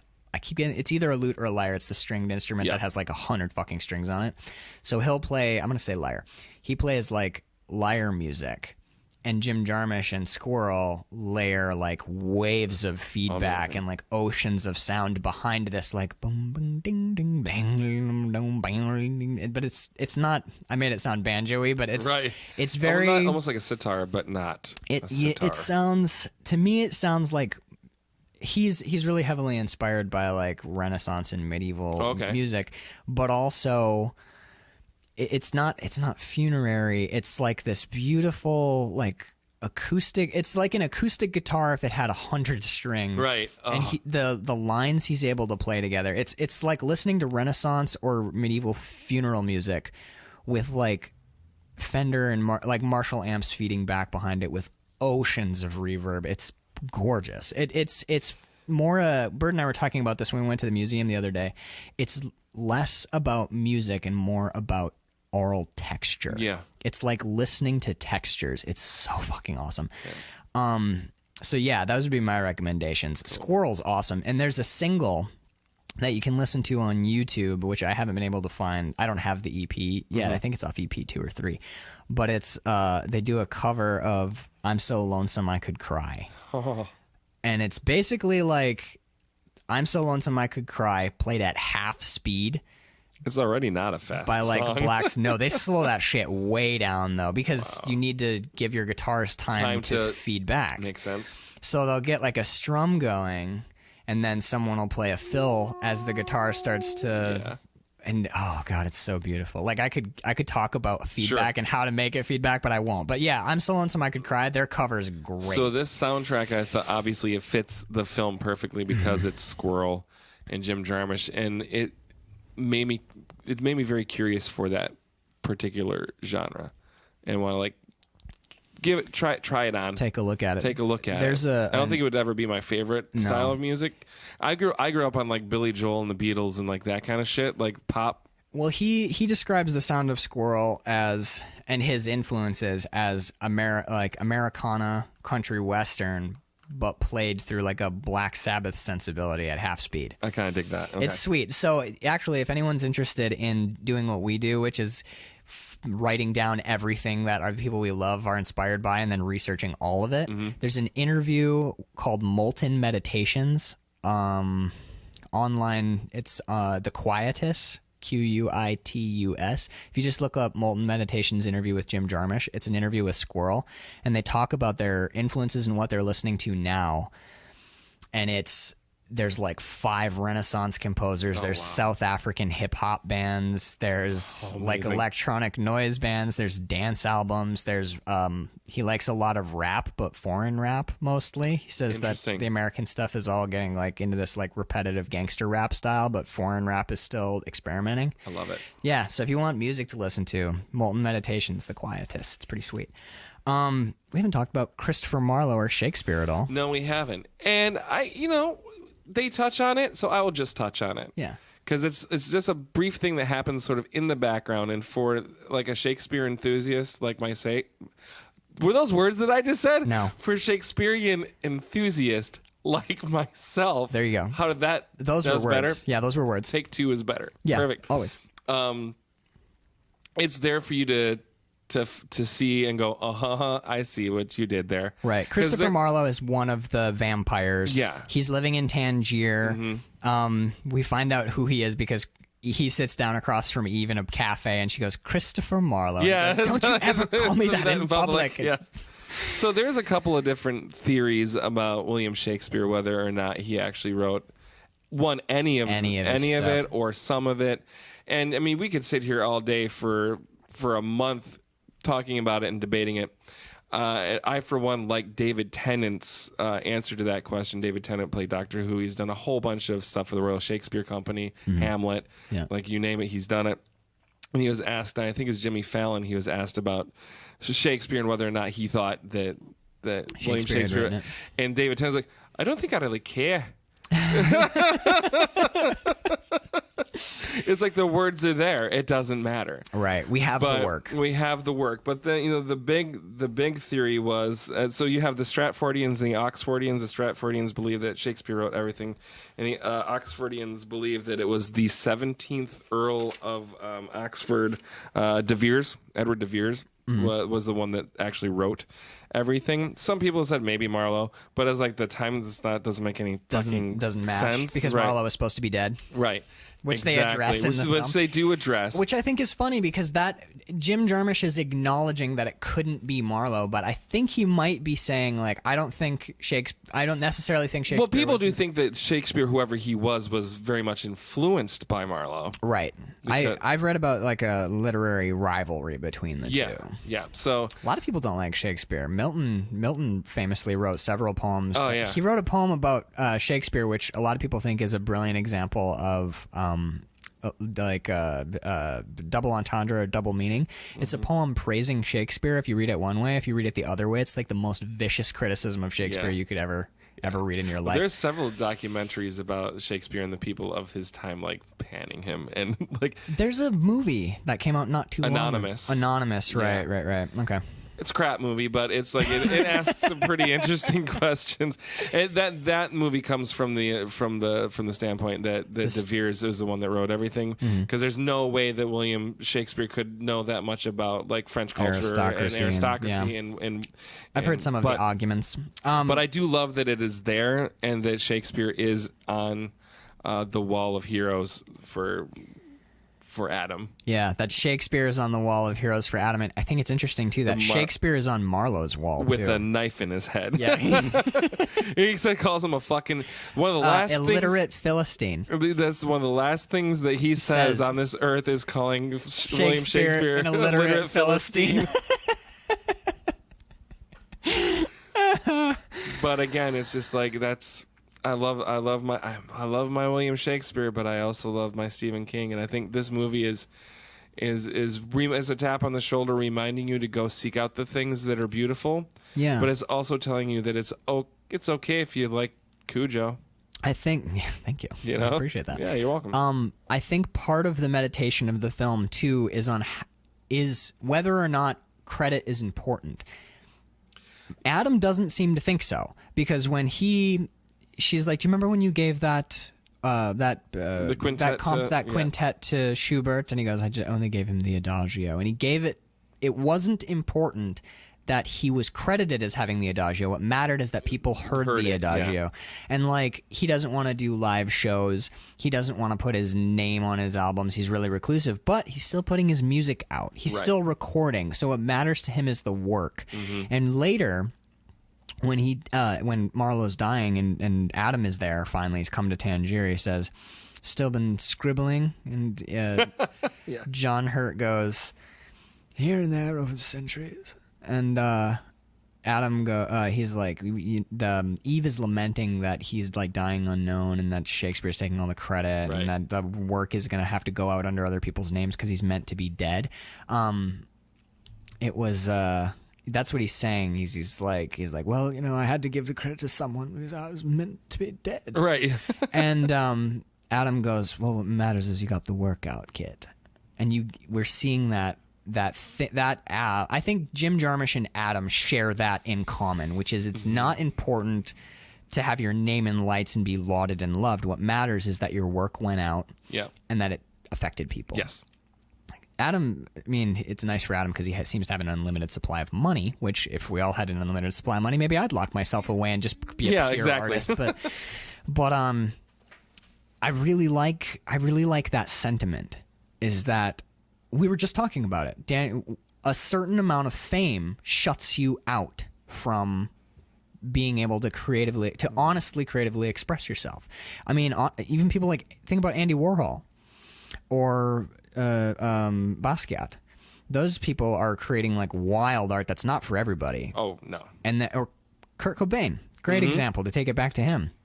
Crazy grunge, super experimental, like Endless Nameless is 9 minutes of feedback. It's fucking awesome. Lou Reed, Metal Machine Music is an entire album of feedback, which I also have on vinyl. But when you get to a certain level of fame, you can't do that anymore because now there are people who are expecting things from you and they're paying you money. Right, so now you're bought. You're being paid for, and also the place that you were coming. I kind of want to be bought and paid for, to be honest with you. But the place that I'd like to be bought just a little. Just a little. But like the place that you were coming from doesn't exist anymore. Mm-hmm. Like where it's part of what made early Nirvana so amazing is Kurt is just smoking weed with his friends in an abandoned house. He's recording onto a cassette tapes on boom boxes, and then Nevermind hits, and the album costs it was like $1 million to record the album, and he'd previously recorded Bleach for $800. Yeah, he recorded his first album for $800. He recorded his second album for $1 million. And then the third album comes around, and the record studio's like, all right, let's make another Nevermind. And he's like, I'm going to go into the woods, and we're going to record with a recording engineer that you've never heard of on tape in a cabin. And the studio's like, no. No, you're not. And he did. Yeah. He went out and recorded in utero in Pachyderm Studios with Steve Albini, one of the greatest sound engineers of all time. And when he presented the record to the label, David Geffen Company, they turned it down. They're like, we're not putting this out. This doesn't sound a fucking thing like that awesome album that made us $1 jillion. Go record it again. They didn't. They did like 2 overdubs and did a remix. Albini recently released, a couple years ago, he re-released not an original cut, but his now remastering of it. It's pretty fucking excellent. But yeah, think about that. Like, you can go into a studio and record. Like, I've released 2 albums I recorded in a kitchen, and then you go from that to like, here's $1 million, and now we have 20 people in the studio, and they're all going to be like, I think we need a little more reverb on. You're not making your art anymore. No. Just like Robert Downey Jr. can't go and make a $500 movie, right? Or a $20,000 or whatever. The only exception, which is weird, is Jim Jarmusch seems to be able to get A-list actors in his movie for cheap because they want to work with Jim Jarmusch. He just got Adam Driver to fucking. We were talking about it. Adam Driver is in Patterson. And honestly, look at this fucking movie, dude. Like, you got, John Hurt is in this movie. Yeah. Tom Hiddleston, I think 2014, he would have played Loki by now. He was already Loki, yeah. He was already Loki. So you get Tom Hiddleston in this movie. Tilda Swinton. Now, these are arty people. Yeah. But these are, like, maybe not like Robert Downey Jr. level, right, but they're still A-listers. I mean, they're still in the big movies, yeah. Yeah, and they're widely respected actors. Mm-hmm. You know who doesn't get enough credit, by the way? Jeffrey Wright. Jeffrey Wright is fucking awesome. I loved him in this, and he's in 2 scenes, and he's fucking brilliant. He's great in both of them. Yes. Dr. Strangelove. Like the goofiness to him. When he throws the money in the air. There's 2 little bits of acting in those 2 scenes, which are primo. One is when he throws the money in there and catches it in his pocket, and 2, it's actually reversed. The lab coat, catch it in the lab coat, is the second time they meet. The first time they meet is when Adam pushes the chair and it slides perfectly back into place and stops. I get the sense watching this movie that sometimes like things just happened to work out perfectly, and Jarmusch is like, nobody move, and cut. Perfect. Holy shit. Oh, we got it. But when he pushes that, he barely moves his hand, and the chair like rolls perfectly back into place, and Jeffrey Wright seems so unnerved by it. And dude, Jeffrey Wright's killer in this. What's the second one he calls him? He calls him Dr. Strangelove. Dr. Strangelove and shit. Can't remember what the other one is, but Dr. Caligari. Yeah. Thank you, babe. He's like Dr. And he always pauses because you get that sense he's thinking of it. Caligari. Everyone's performance in this movie is very naturalistic. We talked about how Winona Ryder in Night on Earth is a little bit, she's kind of doing like a strange, not stilted performance, but maybe like presentational performance. Yes. I think the only touch of like, I'm going to call it like Jarmusch performance, where you're like doing Jarmusch's dialogue a certain way because it demands like the Kevin Smith, like the Clerks. The Kevin Smith. Yeah. I think that Jeffrey Wright is doing a little bit of that here because his performance feels like a performance, but not in a bad way. No. He's not as naturalistic as everybody else, but it makes sense because he's on edge in a room with a guy who creeps him the fuck out, who's buying is kind blood. Of the same way. Yeah. On his first meeting, when they're walking up the stairs, I had a moment of, oh shit, don't do this. Don't act the acting. Right. But then it goes away. Right. And I think in a way when they're coming up, I didn't notice when he's coming up the stairs, but there's a couple bits where he's sitting on the couch and he's like, I should get going. Yeah. Yeah, I should really get going, man. Yeah, I'm just gonna get going. You know, like when he's doing that stuff.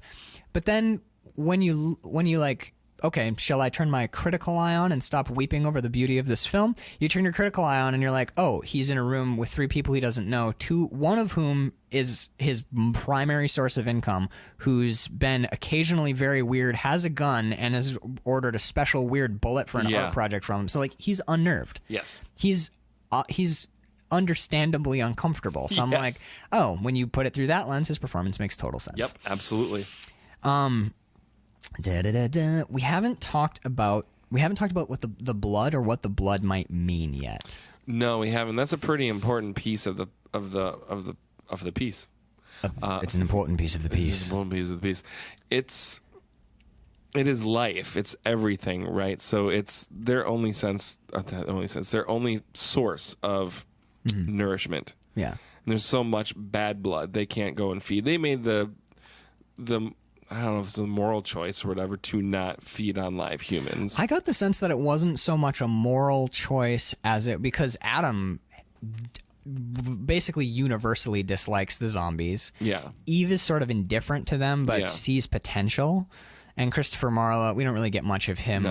He sort of functions as like a confidant and sort of like mentor character for Eve primarily. I love that oh God, there's a great Marlowe line. We'll jump on the blood really quick, but I just got to get it out before I forget. When they're sitting on the pier in Tangier and he says, you're going back to see that suicidal scoundrel. And Eve goes, do you think he is? And he goes, scoundrel? Most definitely. But blows over the suicidal bit. And she goes, no. She says something like, he's just a bit bummed out or something like that. And she's trying to convince herself too, even though she put it out on the table. And they both look away from it immediately. Yeah. Such a fucking great little bit of business. But great writing too. But yeah, so as far as Adam is concerned, I don't think he gives much of a fuck. As far as like eating people, because he's still drinking human blood. They're all drinking human blood, yeah. And I don't think it's to remove the predation. It's not the true blood reason why they made a pact or some stupid shit. Right. It's more like this is the most reliable source of clean blood that they can get. Yeah, and maybe if humans weren't tainted, they would still be feeding in some way. I think it's a practicality. So here's my theory of the blood. Okay.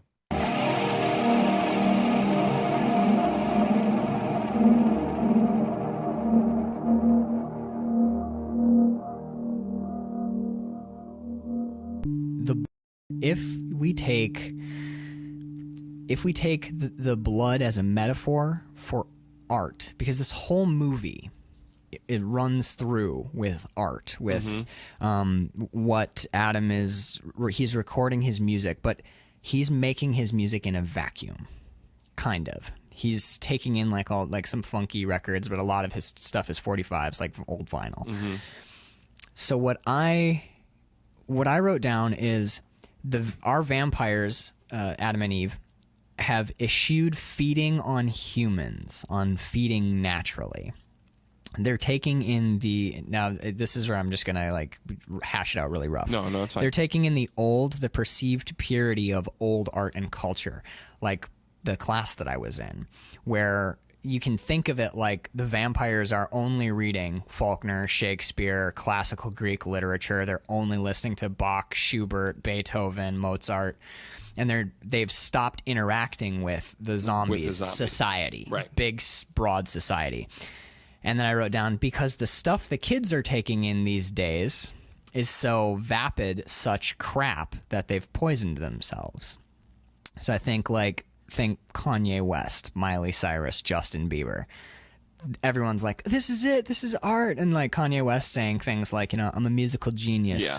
And I mean, he said he's the Elvis Presley of his generation. Justin Bieber said he's the Kurt Cobain of his generation. And what fucking freaks me out is, I'm not sure they're wrong. No, I think that they're absolutely right. But that doesn't speak highly of them. It speaks, I'm using the movie, speaks from Adam and Eve's perspective and Jim Jarmusch's perspective, maybe. It speaks lowly of this particular batch of humanity that's happening right now. Now, this is all metaphorical because in the film, the blood is legitimately bad and poisons them. I'm talking about what I think the metaphor of the blood is talking about. So they now have a lower grade of blood. Think party drugs, no books, dance music, etc. So like, rather than like, because what do we see? The vampires drink their like 2 ounces of blood out of. It's a cordial glass, actually. Yeah, cordial glass. So they're drinking. So they go to these highly specialized places and pay exorbitant sums for little capsules of what they call the good stuff. Then they take it home and they pour it into Like a into dessert wine. a cordial glass, and they drink it and luxuriate in it, but there's always a finite supply of the good stuff. I think what we're seeing there, you could do the same thing where Adam goes to a record store and pays an exorbitant sum for an old shellac record, Right.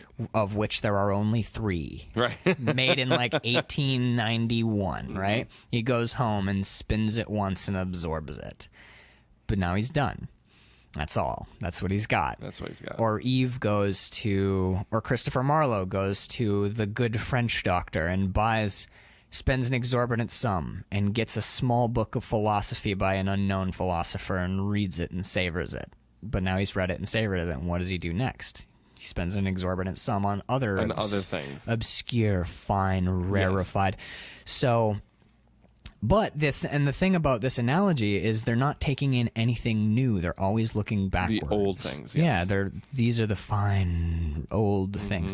Which there's nothing wrong. I think you should absorb culture in both directions. Like, I agree completely. Read Shakespeare, absolutely, but read Stephen King now.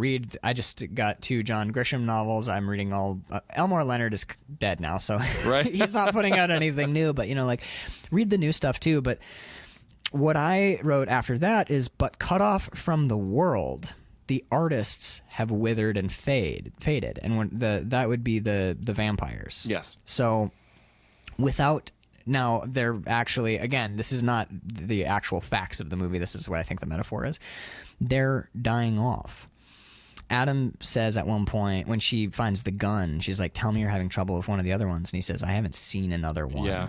You get the sense that there's only a handful of them left anymore. Well, he says, I never see any other ones. Never. Yeah. So if these people are the the cultured intelligentsia, or the truly inspired artists, or to go back to that word, dilettante, the true dilettantes, the absorbers of culture, they're a dying breed nowadays. And part of what has made them a dying breed, according to how I read this metaphor, is that we don't read them as snobby. We read them as something to aspire to. No, we don't. And that's the beautiful thing about it, because they're kind of snobby. But if you think about it. Yeah, they are the definition of a fucking art snob, but they are not snobby. Well, in my metaphor, they're snobby, but in the actual film... Oh, they're not, yeah. In the actual film, yeah, Eve reads everything. She sees the beauty in, electrical wires and broken down buildings, and Adam is taking in, obscure music from Tangier. You get the sense that he will spin Hank Williams 1 minute, and then he'll spin some really weird shit the next. Right. And then he'll listen to he specifically says that William Laws writes some of the most beautiful funerary music of all time. So in the actual film proper, I think Jarmusch is pointing to what he thinks should be the way, which is omnivorous consumption and production of art, like that dilettante approach to absorbing culture and art. But then with that double layer, with the metaphor of what I think the blood stands for, I think he's also warning you that if you just take in all of this culture and then sit in your high tower and don't spread it around or engage with the world around you, well, not just that, but the world around you suffers for it too. Yeah, okay. So, if I have hundreds and hundreds of lines of Milton and Shakespeare in my head and I've been listening... Doesn't matter. If it's just me up in my high tower with my lines of Milton, did I change anybody's life? Did I show anybody else Milton? That's why I No, just congratulations on my memory. Your success, yeah. But I think this movie is sort of about the balance. Yeah. Because they are what you and I and lots of artistic people aspire to, which is to be well read. Yeah. But because it informs your art. Right. Which is what you're speaking to. It's like absorbing it, but then filter that through your own soul and then put something out there. It's kind of like what you and I are doing right now, which is we could have just watched this movie and then been like, from time to time, just been like, oh, you've never seen Only Lovers Left Alive? It's Jim Jarmusch. It's not for everybody. But instead, we're sitting down and we're conversing about it and we're picking it apart and we're luxuriating and loving and debating and putting it out for the rest of the world to hear. Yeah. So, because I know, I'm sure you do too, but I know lots of people who will say things like, like, what's your favorite book? Oh, Paradise Lost. Paradise Lost is nobody's favorite book. That's just, that's horse shit. It's an amazingly beautiful text. But if that's your favorite book, you need to seriously look into your brain and rethink your life. Soul searching, actually. Yeah. Have you ever read The Shining? Here, give that a read. Yeah. This is way easier than that other thing you were reading. What the fuck, dude? Or, you know what I'm saying?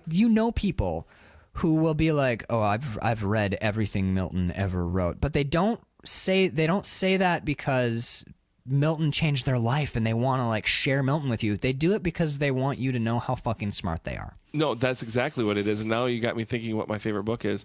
It's either 2010.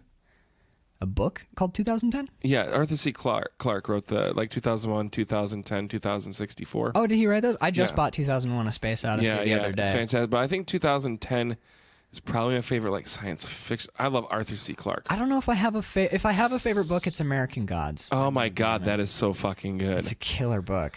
I like anything Terry Pratchett too. Yeah, it changes all the time. Last one I read by him was Monstrous Regiment. It's God, so funny. And his Discworld books. Rip Terry Pratchett. Jesus, man. Anyway, there's a bookstore right now. I'll just give it to everybody because by the time this goes up, you'll probably have already gone and bought them.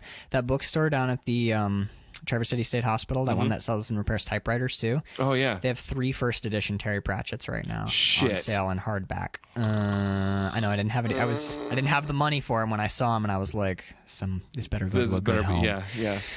But yeah, there you go. It's like there's 4 authors that are better favorite books than John Milton's Paradise Lost. Right. I would even say you could do a Stranger in a Strange Land is actually pretty good. The Robert Heinlein? No, what?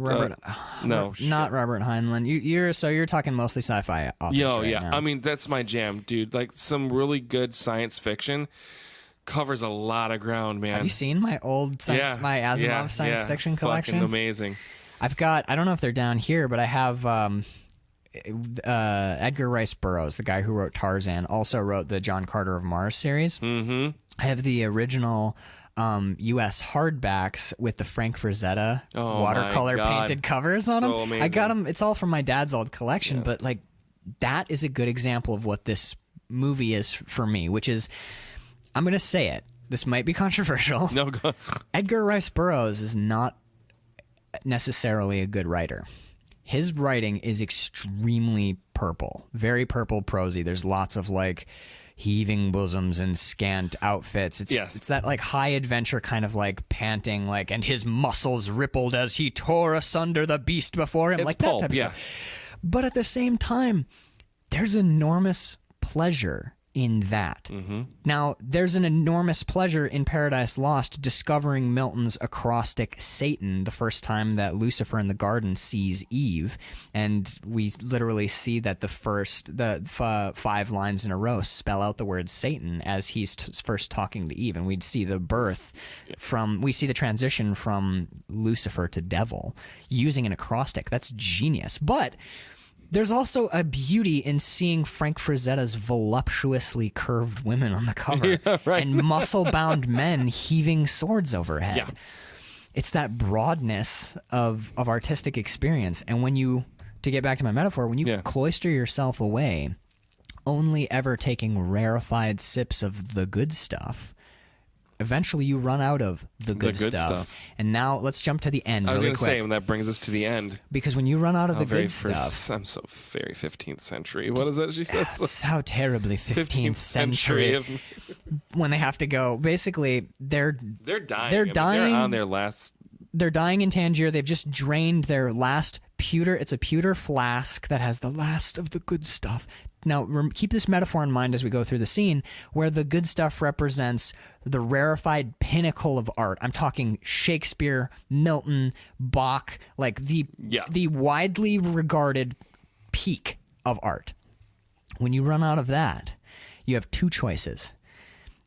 Adam and Eve are dying because they have run out of the good stuff. And Adam is sitting there and I think this is important too, he picks at his lyre and he does like a few bars of music and then stops, because without art to feed his art, he can't create art. He has nothing feeding what he's producing anymore, and he goes silent.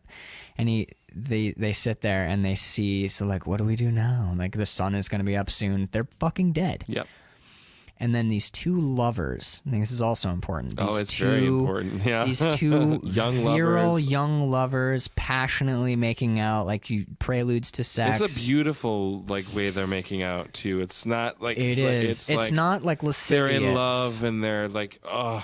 They're alive. Yes. They're alive in all of the ways that Adam and Eve, even after this long journey we've taken through them, in this moment, they're sitting listless, they're drained, they have nothing else to drink, they have no more to take in, keeping the metaphor in mind. Mm-hmm. And they see these two young people who are alive, and they know there's a chance that the blood will be bad, that there will be poisoned blood or bad blood. But there will be blood. And they decide, this is what we have to do. They basically look up and they look hungrily at it, and you realize that part of the reason they've been keeping away from humans and keeping away from human blood is fear that they're going to get something less than perfection. Right. And they look at them, and Adam says, "All right, but I get the girl." Yeah. And they head over, and Eve says, "Excusez-moi." And they look up, and then we see fangs, and we cut to black. Yep. Which, that last shot with them is opening amazing. The mouth is so fucking I don't know, the way that it's shot, it's got the light, is this yellowness to it, like the street light. Yeah. The glisten in their eyes, but seeing that one flash of fangs and then cutting to black with no resolution is such a fucking genius way. I just started clapping. I'm like, fuck. It's you can't get better, man. And I poured again. a triple Jameson. I have Danielle got me a Crystal Stormtrooper.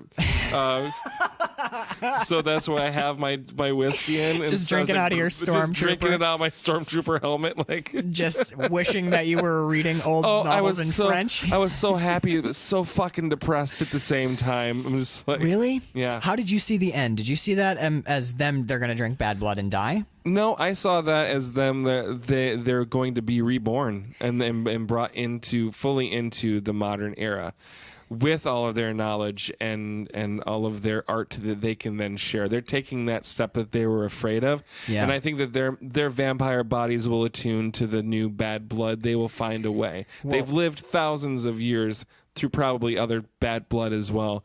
They were happy with the moment in time that they carved out for themselves, and finally have to take that jump into the future. Well, that's how it's going to be painful. It's gonna hurt. It's gonna suck. But they're going to bring themselves into the modern. That's a lot how I read it too. But what I thought of, especially given they're going to be alive truly again. Yeah, well, and they're going to not reintegrate, but re-engage. Yes. With society. I thought maybe siring new vampires too. Like my brain. We're just going to turn them, right? Yeah. Yeah. How sentimental of you. How sentimental of you. Yeah. But there was I think I went back to how Adam loves scientists and loves biology. He knows the exact percentage of water that humans are, the planet. Yep. I think Jarmusch gives us a small but important warning about the water wars. It's one of the last lines is, have the water wars started yet, or are they still on oil? Amazing. It's so fucking incredible. This little movie about vampires, and just right there. They look at your folly, humans. It's so insane. But what makes children sick is not exposure to viruses, but being protected from bacteria and viruses so completely that they have no immunity to them. Exactly.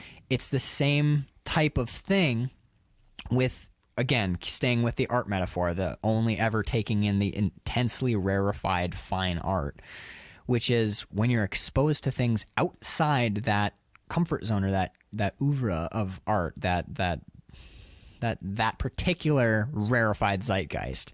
You're like, what is this? Because it's so far out, you're outside of your experience that you can't even deal with it. It's completely foreign. Right, you can't even deal. It would be like if I, rather than pointing people towards like Squirrel EP Volume 1 or the Only Lovers Left Alive soundtrack, you can even hear it, like, if you want to get really light into feedback, Jimi Hendrix used it all the time. Oh, yeah, okay. Jimi Hendrix and Nirvana. And like those guys used feedback a ton, but not to the extent that you're going to hear in like Only Lovers Left Alive. It's more like rock with some feedback thrown in. It would be like if I was like, yeah, you should listen to Metal Machine music. I'll spin some Metal Machine music for you when we're done here. Yeah. And it's like, it's literally just 5 guitars feeding back layered over each other for like an hour.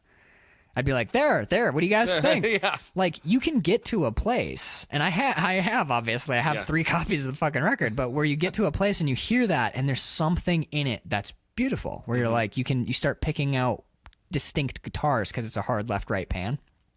You can pick out certain sounds, and it's like listening to classical, where you can hear a run, and repeating run, and like, but that's hard. And if you have no immunity built up to that, or like no taste, I guess, to use the blood metaphor, no taste for it, or no defenses against sometimes the harshness of it, you're fucked. You're drowning in it, you know? So there's nothing pleasurable about the experience if you haven't if you haven't worked into it. So I think it's important that Marlowe died from exposure to bad blood, but he's the oldest vampire that we've seen anyway. He's the oldest vampire. He exists in a small.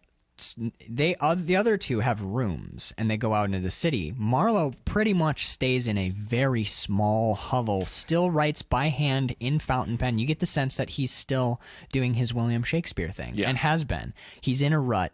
He's not taking in anything other than this fine rarefied. And because he's so old and so set in his ways, that can't drop of quote unquote bad blood, or that blood which is less than perfect, or that art there, which is less than enough to kill him. Right, but we also get the sense that with Eve and Adam's sort of that omnivorous, they still go out to the nightclub. Yes. And take in White Hills, and you know, Ava, we see that you can survive blood poisoning. Ava drinks Ian and she just feels sick. Oh, she was like, oh, you drank Ian, you know, you feel sick, you drank bad blood. Yeah, he's in the music industry. Yeah, he's in the music, and I love that. That's a great line. But like we can see that vampires can survive. Yeah, and when Marlowe was just too old. It's like if an old person gets the flu, they're die. much more likely to. And I think part of it is not just the age, but he has never before drank. Right, like he's blood. drinking and she says the very best stuff. And he says it's from a French doctor. Now, I think that's kind of a wink and a nod because all of Jim Jarmusch's favorite independent art house films are all French directors, black and white from the 20s. But anyway, he likes the Japanese directors quite a bit too. But the very best stuff is like this ultra purified blood. When Adam, the only thing he's been drinking, ever. And Adam has the good stuff. It's like this Detroit blood bank. And he says avoid the hospital in Tangier, which is, I think, a way to take away any chance that they would be able to re-get their supply. Like their supply. But what we see is that the youngest vampire, who's most in tune with the now, the modern era, because she's only like, 200 years old or something like that? She's got some bad heartburn from it. That's about it. Yeah, she's like, I feel sick. Because she gorged, for starters. Right. We can talk about how Ava drinks blood differently than they do as well. But she gorged, so she's might be sick because she drank too much. Yeah, she's got like a hangover. Whole cow, not just a steak, right? Exactly. And also, Ian, but she's able to live, not only live through it, but be fine when she's trotting down the street. Oh, yeah. It's barely. like, fuck you guys. It's like a hangover. Yeah. Yeah. So she's able to drink something less than perfect because she's built a tolerance up to it. And we get the sense that there's a chance that Adam and Eve can re-engage and reintegrate because they're at least still part of the world. They've cloistered themselves off. But they're still open to the world. Right. So I think that's Jarmusch's Marlowe has been admonition to us. wearing the same suit for. He's wearing a waistcoat that's from 1,000 years old or something like that. Yeah. It's my very favorite garment. He's utterly stuck in his ways. Yep. I think it goes Marlowe, Adam, Eve, because Adam's wired up his like weird TV tube system webcam, but Eve uses a smartphone. Yep. And then we see Ava, and Ava's like, she's basically us. She is us, but the vampire version. And I think that this movie is a way for Jarmusch to sort of tell us, like, yeah, you can get the good stuff, like drink that rarefied sip, but then maybe go drink an Ian. Yeah. Or go and find some lovers in the moonlight or whatever, you know? Like, it's not go from, go from Adagio for Strings to Kanye West. No. It's like go Adagio for Strings, check out Yasmin Hamadan, check out some garage band. And maybe it's shitty, and maybe you're like, oh, fuck, I wasted like 20 minutes on that fucking Listen to album. some Wolfpack. It's fun. Yeah. Yeah. And if you run into some bad blood, you know, now you're a little inundated and your tastes have become a little more refined, but you've got it in your back pocket now. I've listened to them. They're not for me, or whatever. But I've listened to them. And the more you listen to, the more tolerance you have for variety of stuff. Like I used to, growing up, it's The Thing, which is like fucking hate country. Right. Listen to some good country though. Yeah. All through, like, I'm not saying like go spin some Garth Brooks. That's some bad blood you got right there. But I've, like people all the time, and they're like, I fucking hate country. I'm like, you like Johnny Cash? I love Johnny Cash. That's country. That's country. Go listen to Old Willie Nelson or Waylon Jennings or Hank Williams or Hank 3. If you don't like Hank Williams III, listen to Hank 3. Yeah. That guy's interesting as fuck, dude. He's got a country career and a punk career. That's so fucking Same weird. guy. Yeah. But I'm like, you can go listen to, you want to listen to some weird country? I got some music you guys can go and check out. Go listen to Blood on the Saddle, 9 Pound Hammer, and The Cowmen. Those are all cowpunk bands. That's Western music with like. Now I know what I'm doing with the rest of my day. Fucking A, dude. I can. Blood on the Saddle. Blood on the Saddle. They're great. Me. They're great, man. I mean, there was one song that Bird and I were listening to on repeat for like a week, and it was driving her absolutely insane. Which was. So you were listening to it. I was listening to it, and she was suffering through it. Which is, I can't remember, it's by the Drive-By Truckers, and it's called Xanax. And it's fucking killer. You were telling me about this. It's so fun, man. I learned how to play it like the second day. I was like, I gotta play along with this song when I spin it. But people who say they don't like country haven't really looked at much country. Yeah, they've heard a couple of songs like That's Not For Me. Or they turned on the radio. Right. I hate to say this, but if you want to listen to good music, stay as far away from your radio as you can, because all they play is top 40 hits. And I hate to say it, but I hate to say it again, but the tastes of the masses right now are leaning towards, like Brad Paisley. I like Brad Paisley as a guitar player. He learned how to play guitar by playing along to like Megadeth and Metallica. Hell yeah. Yeah. But so he brought a little bit of that to his country. But man, if you want to listen to good country, don't listen to modern Nashville stuff. Sure as shit, don't do that. You want to listen to good modern country? Check out the shit Jack White's doing right now. Jack White loves country. And he loves country, not like my truck and my dog. America. Right. You don't. Is the land where I was born. Right. America. I don't know where I left my corn. You don't want that. Anything that's like, I'm dipped and dyed in red, white, and blue. I got a flag on my face and on my truck, and another flag, and a flag. Like any of that stuff that's rah-rahing you. Like, be wary. Oh, shit. All right, do I have anything else? Do I have... Ava. I want to talk about Ava and how she drinks. Everyone... All the other vampires are rarefied, like high fine vampires, including Marlowe, who's a touch stuffy, and Eve and Adam, who are... How do you get Adam and Eve wrong? Jesus. Eve and Adam, who are sort of like dilettante, yet still sort of cloistered.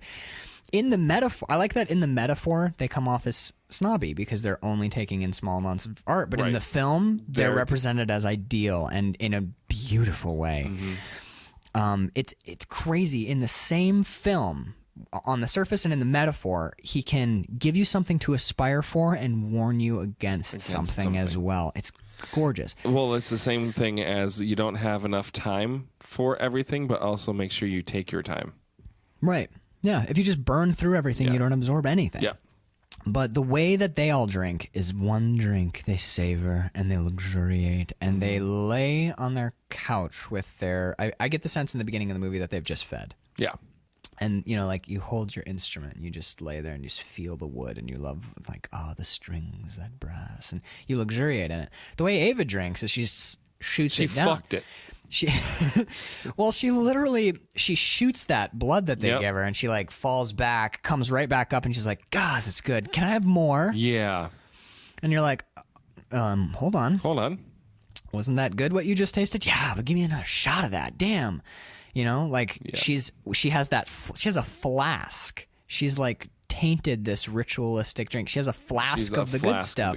And she's like, blam, and Adam turns it down. But Eve, who I think is a step between Adam and Ava, she does drink out of it. And she gets Adam to drink out of it. So I think with Eve's guidance, he can come along. Yeah. But like watching Ava basically binge drink the good stuff, it's like, fuck, restaurant industry talk. It's like you're ruining, like... Well, you have also have restaurant history. Yes. It's the people who order the 21-year scotch and shoot it. Yeah. You're like, fuck. What are you doing? I had the fine dining seafood restaurant I worked out in Baltimore. I had a table that ordered a bottle of Dom. Okay. And they made mimosas out of it. Fuck you to death. And then I had another person that ordered 2 ounces of Louis XIII at $155 an ounce. Right. And then ordered a Diet Coke. I'm like, don't you dare. Dumped it in his fucking You're shitting me. I'm not. $300 worth of Louis XIII in a Diet Coke. Not even a regular Coke. Well, Louis in XIII, a Diet Coke. to be fair, Louis it's XIII a little bit like... It's overpriced because what? Now each bottle contains like a quarter it's a of an micron. eighth of a It's drop not even, of the original. Yeah, it's but so fucking ridiculous. It's such a whatever. But like Dom Perignon is like a legitimate bottle. And well, that's... And also, make a mimosa out of it, but that's what she's doing. She's making a mimosa out of Dom, or she's exactly. Yeah. And you know, we could even to keep it in the realm of drinking, which I think is fairly apt, because they are drinking it out of the cordial glass, and you take cordial in really small doses, like you drink port. Yeah, you don't get drink a glass of port. No, you get it's a taste. It's to get it on your tongue and to get that in your that taste in your mouth. It's like drinking. It's like noting the minerality of like a Cotillon rather than like, oh man, that was a great glass. Can I get? We're just getting like just pouring glasses and drinking and smashing it down. Like it's savoring but at the same time, I think. I think like the bartender's last day at the last restaurant I worked at before this one, we had a bottle of Johnny Walker Blue Label, and there was a little bit of it left, and he was leaving, so he was just pouring anything. He's like, who wants a drink? Fuck it, I'll pour anything. And I was like, can I have that Blue? Johnny Blue? And he's like, yeah, you finished that bottle. And he poured me the Johnny Blue. And I drank it and took my time. But Johnny Blue is the notorious like businessman lawyer scotch where you get a big group of dudes in with ties who are too loud, and they order like, yeah, we're gonna get a bottle of blue, can we get a bunch of shots of blue over here? And you pour the Johnny Blue and they all shoot it. Now, in my personal opinion, which will sound snobby, I think Johnny Blue is way overrated, and you're mostly paying for its reputation at this point. No, you are, but for blended scotch, it is one of the best, though. I go Johnny Walker Green. If you're gonna drink a blended scotch, go green. If you want to go really crazy, get the Peat Monster Reserve by Compass Box. That is a fucking hell of a blended scotch. But anyway, that is neither here nor there. But yeah, like, that's an expensive ass bottle, and it's a really good scotch, and I've never seen people abuse a liquor more than Johnny Walker Blue. Yeah. Can I get a blue Manhattan or whatever? Or like maybe a Rob Roy, but like, you know, like, can I get you don't order a Rusty Nail with Johnny Blue. Right. You don't order a fucking Rob Roy with Johnny Blue. In Baltimore, people do shots of Grand Marnier. Like, that's kind of weird. Kind of weird, right? I used to know a bartender who drank Grand Marnier warmed over steaming water to warm it up a little bit. In the wintertime, is all he drank was Grand Marnier with a little bit of orange, not twisted. He would just zest over it and then not even like fucking throw the rest of it away, but just that little bit of zest in there. It's good, man. It was good, but like that's the thing. You run into people who will just indiscriminately binge anything, rather than take a little time with it. And to some extent, it's their prerogative. Like, It's who am their I? money. Who am I to say that table couldn't make a mimosa out of Dom Perignon? Like, whatever. If that's you want a $300 like it's cognac and my tip just went up. Yeah, no shit. It's like okay, you want to drink Chateauneuf de Pape right out of the bottle? Okay, fair enough. Or out of a coffee cup, which is how I do it. Like fucking fantastic. Have at it. Well, sometimes when you're at work and you need yourself a cup of coffee. A cup of coffee. Cup of wink coffee. Right, exactly. Does alcohol like eats through paper, so you actually have like a paper cup? Right. You have a very small amount of time to actually drink it. Coffee cup that bad, Jansen. But that is how she indulges. Yeah.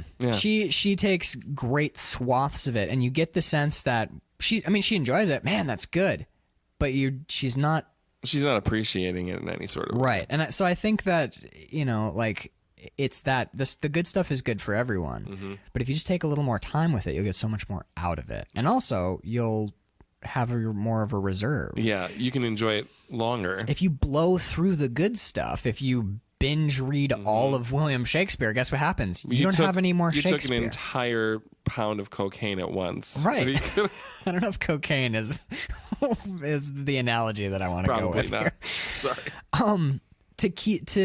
To extend what I think are some interesting metaphors in here that have to do with like consumption of things. The Amanita muscaria, the mushrooms. Do you want to go back to that? Oh yeah, because that was a very interesting moment that only lasted. It's a flash. It's a flash. Like less than a minute. And she's like, "Oh, what are you all doing here?" Yeah, she goes, Adam, have you noticed these? And he goes, yes. And it's the fly agaric, the Amanita muscaria, which is I think this is really important too because it is an extremely poisonous mushroom. It will kill you. It is lethally poisonous, but in very small doses or brewed into tea in very small doses, it's also the most potent psychedelic mushroom on the face of the earth. It's the most powerful psilocybin mushroom that exists. I think it's psilocybin. There's another compound in some mushrooms that is psychoactive, but it's an extremely powerful psychedelic. It'll take you. This is like Vision Quest mushroom or like oh shit. You drink peyote? Not peyote. It's the other one that you drink. Ayahuasca. Oh. It's not to that degree, but as far as mushrooms go, this is the pinnacle. This is like the go and see God. Your life will never be the same mushroom. Wow. So, but it's also, I think it's also important that it will kill you. And it wasn't supposed to be there. No, it's out of season and it's not in the right spot either. But it's there's a reason for that. But I think the important thing is if taken in small doses, it will open your mind and create. It'll illuminate you. It can open new avenues. It will change your life in the way you think. It can reveal things. But if you take too much of it, you die. Yeah.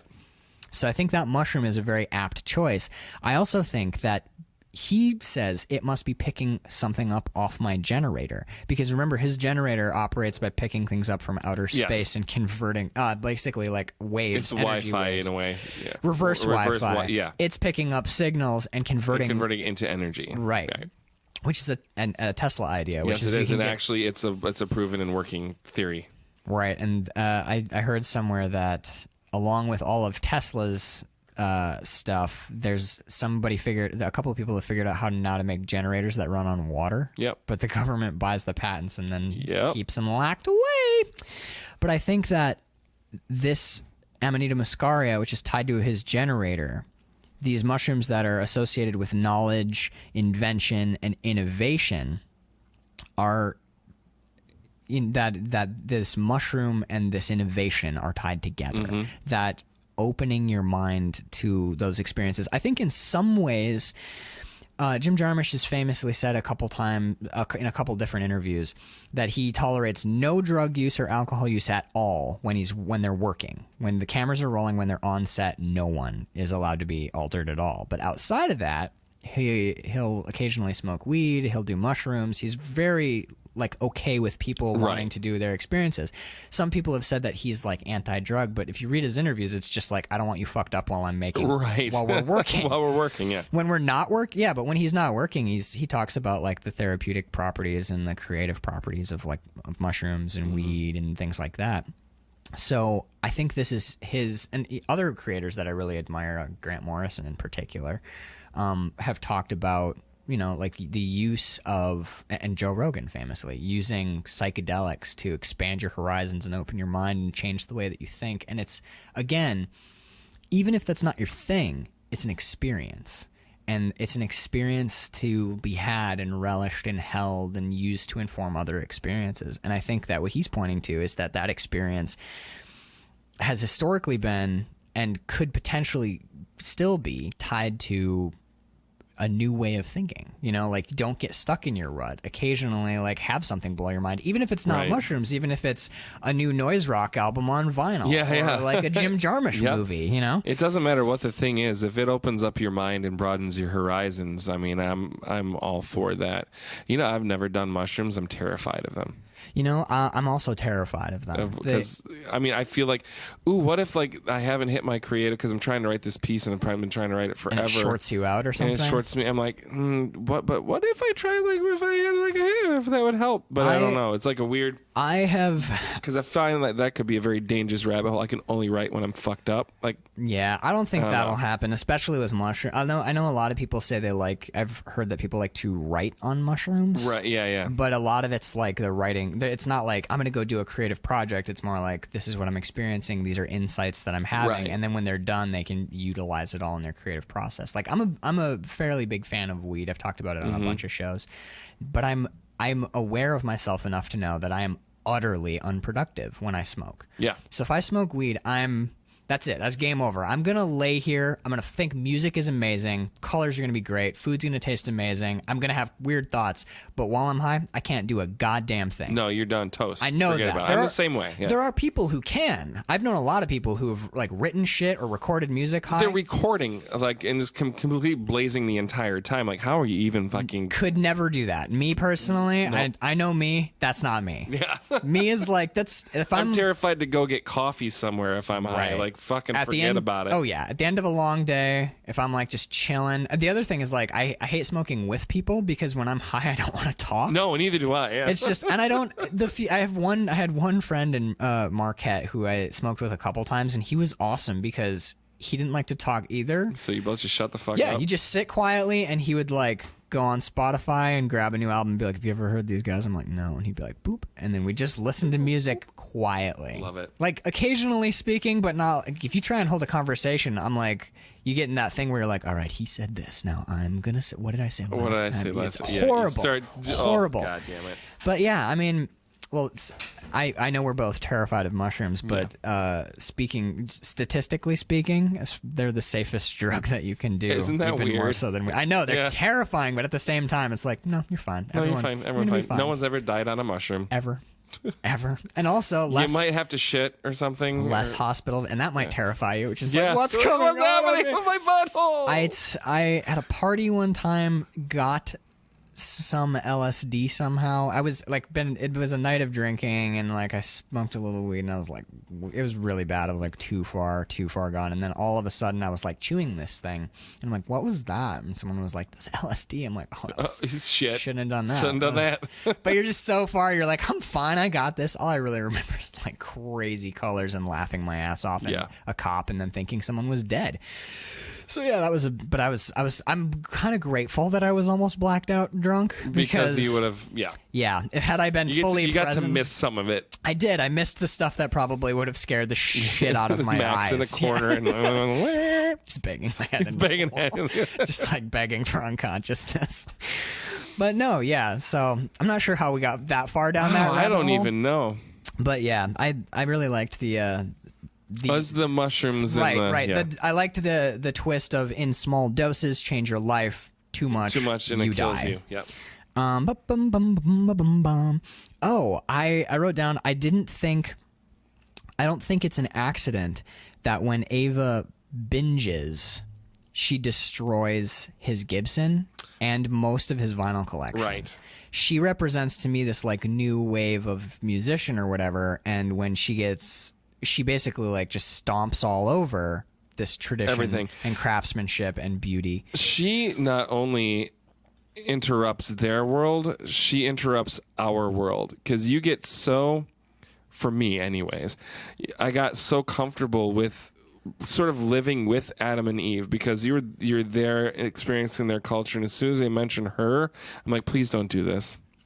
Please Right. don't do this. Right. And then she shows up, and I was like, fuck you.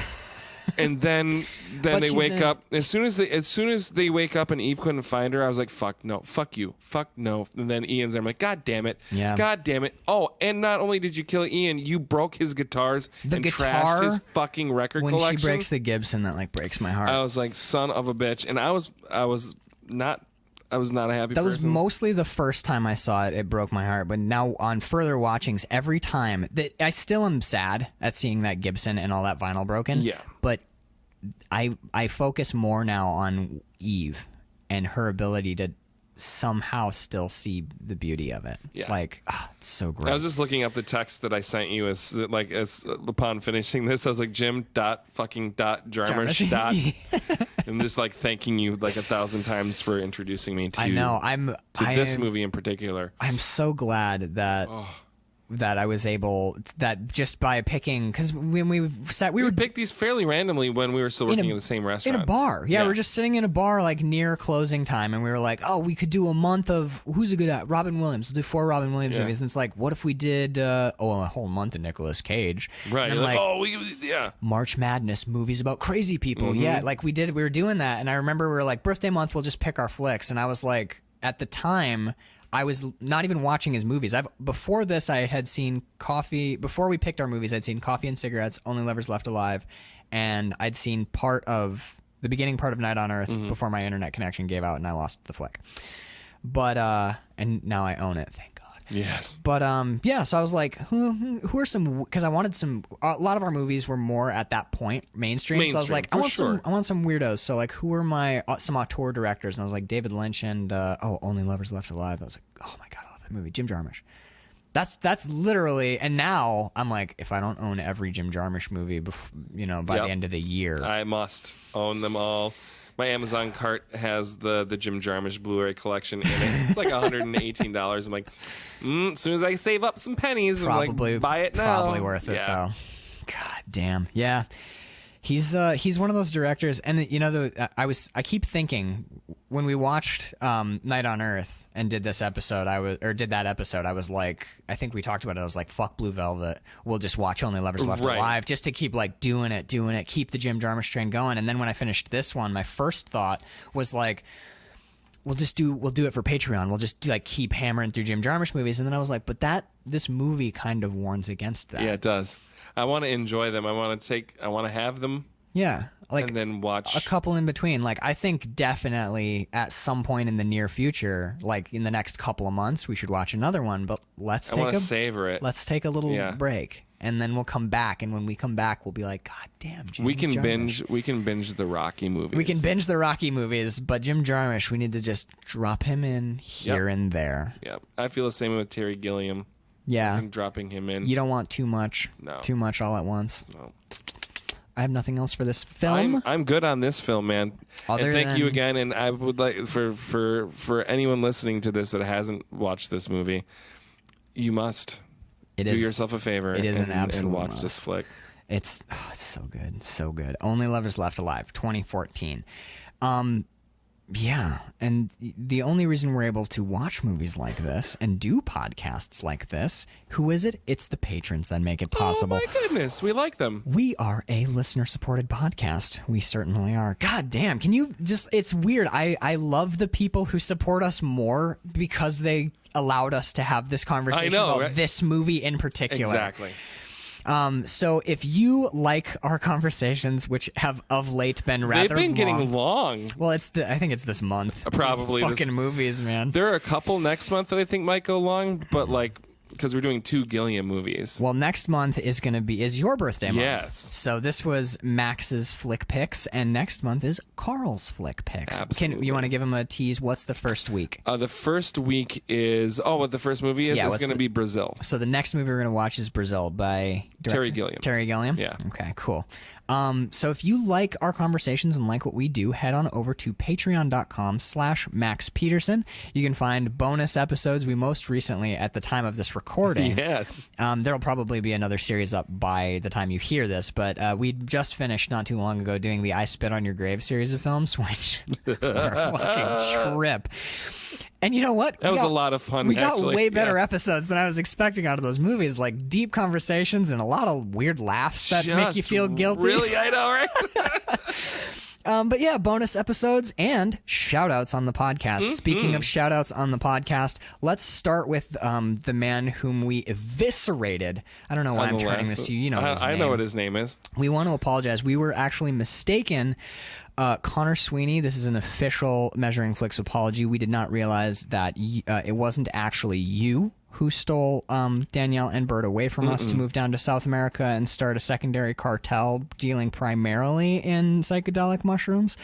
It was actually your twin brother, whose name is Connor Sweeney. Same spelling, which you can forgive us. Pronounced slightly. Connor, different. right? You Connor. can forgive us our confusion. It is spelled the same, and they are twins. Yes, they were twins. I wondered why he had such long hair and then short hair and then long hair every time you saw him. Weird. And Connor spoke with that weird Italian accent. I say spoke, and we do thank you, Connor Sweeney, for killing your brother in that sword duel in South America. It was 2 rapiers on the beach. It was 2 rapiers, yeah. Right? Yep. And there was it started on the beach, went into a mansion. There was swinging on chandeliers. There's cell phone footage. There is. You can find it on YouTube if you look up Connor versus Connor. Same spelling again. Rapier fight. That's R-A-P-I-E-R. If you spell that wrong, you'll probably get I Spit on Your Grave trailers. Yeah. But yeah, they slashed old tapestries in half. There was a butler at one point who accidentally got. What is this? Yes, it was. Oh, the cell phone footage is great. Anyway, Connor Sweeney, we'd like to thank you for returning our ladies to saving our ladies and returning them to us from your evil Italian twin, Connor Sweeney. So moving on, thank you, John Scheibe and Casey Scheibe over in the Big Apple, the NYC. They are the rotten little heart of that city. And by rotten little heart, I mean soft and an acquired taste. No, this is going downhill more and more. I'm trying to save it, but it just keeps sounding bad. Just drop it. It's fine. I'm gonna. Thanks, guys. Love you lots. It's like if you're dropping a glass, you're supposed to just let the glass drop. I know. Otherwise, you could stab yourself in the hand. Yeah, you cut yourself really. It's like when you drop a knife, and then just you let it go. You fumble with it and chop. Just your fingers are just a bloody mess, and you're like, I'm in too far. I can catch this. I've butchered my hands so bad, I may as well keep trying to grab this knife, and then it goes through your foot and sticks you to the floor. Exactly. Why am I cooking in bare feet? Jesus. No, sandals. I shouldn't have worn sandals. Should have worn this sandals. is a terrible idea. All right, if you want to ask us anything or wonder in email form why our outros are getting so weird, you can drop us a line at measuringflixpodcast@gmail.com. If you want to particularly bug one or the other of us, or reach out and have a conversation, not bug, you can try and hit us up on social media. I'm almost never on anything because I'm living in my sequestered little den of art surrounded by books and rare guitars. But you can hit me up on Instagram at actualmaxp or over on Twitter, and that's at Max J. Peterson, S-O-N. Karl Hartley, sir, where can they find you? On the Facebooks, Karl Hartley, Karlhartley, or Instagram, that's Crazy Karl, KRAZYKARL 006. All right, cool. That's all I have for this month, and oh wow, your month is done. Yeah. Wow. I did say that. That's all I have for this month. That was the end of Max's month. Wow. There's so many amazing lines and so many things. I want to kind of go out rather than saying something witty and quippy.